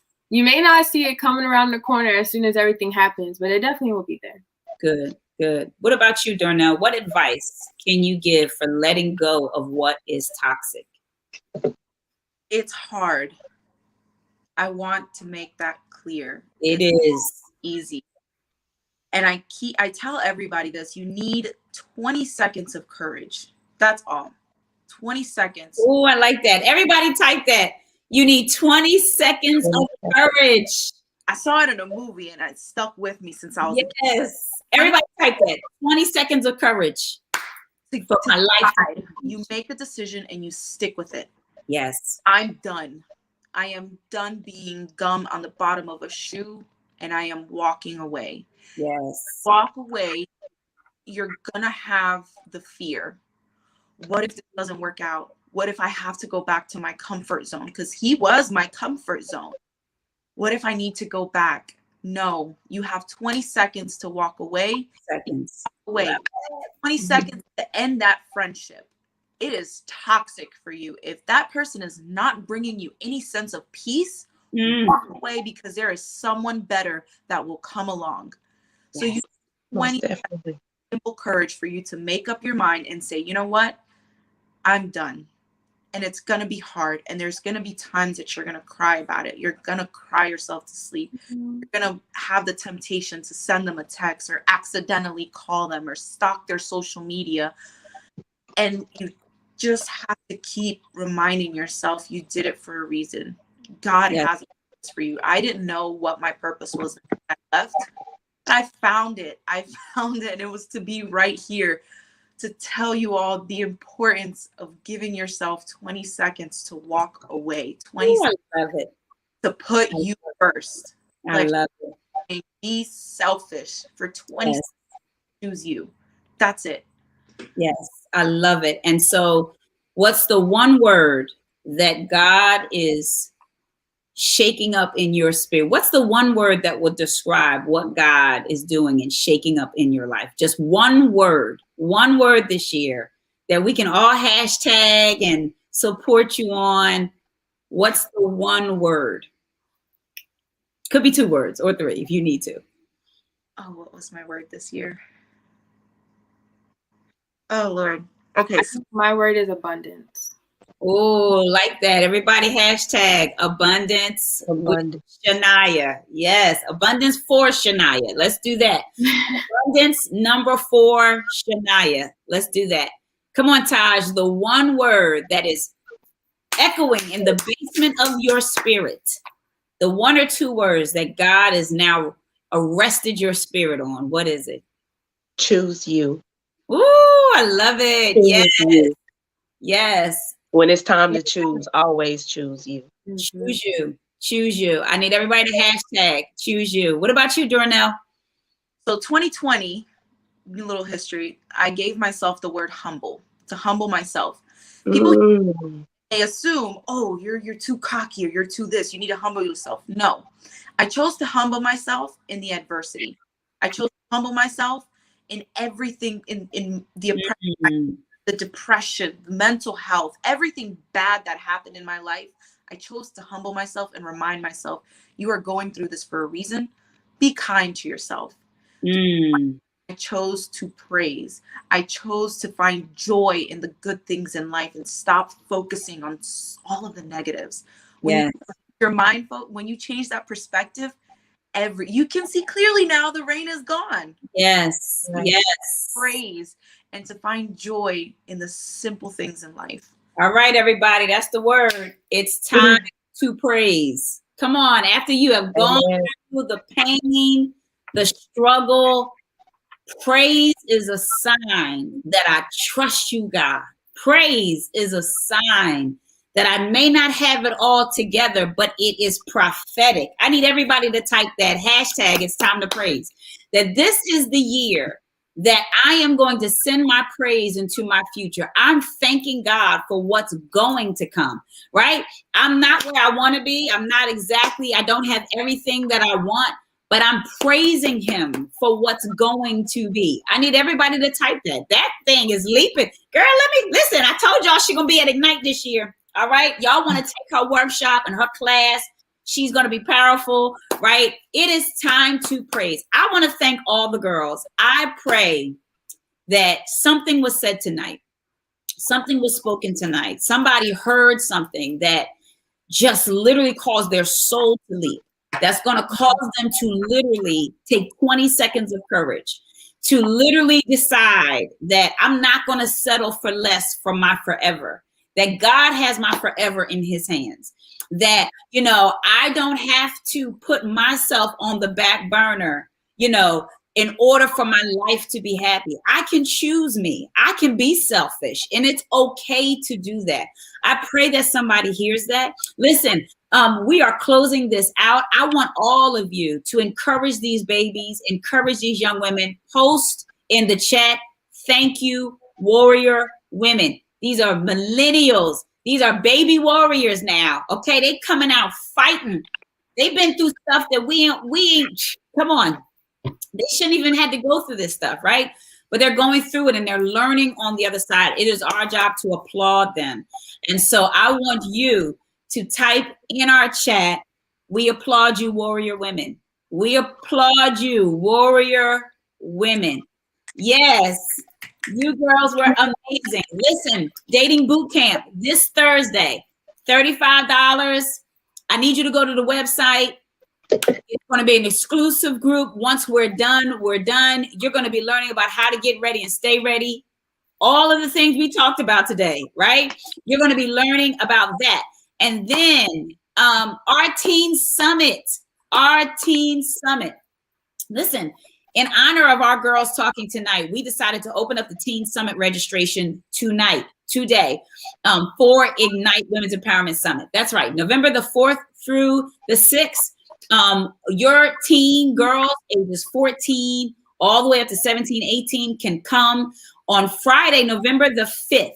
They're going to have their own workshops all day from 9 to 4. It's only $45. It includes lunch. And that registration enables them to stay the entire weekend. So if you have a little cousin, little sister, whatever, bring them to Ignite Women's Empowerment Summit for the whole weekend. Let's make it a mother, daughter, auntie, cousin, niecey poo weekend. Why? Because we have to grab these girls out of the mouth of the enemy. And then next week, our Married Wives panel. Can't wait for it. It's going to be powerful. Again, applaud these young ladies. I'm so proud of you all. And I will see you all back. There it is, our Married Women's panel next Monday. We're going to be talking about a lot of good stuff. How to overcome adultery, how to overcome getting divorced, dating again, thinking you found the one, canceling the marriage, getting remarried to do it God's way, how to date, how to be married as a millennial.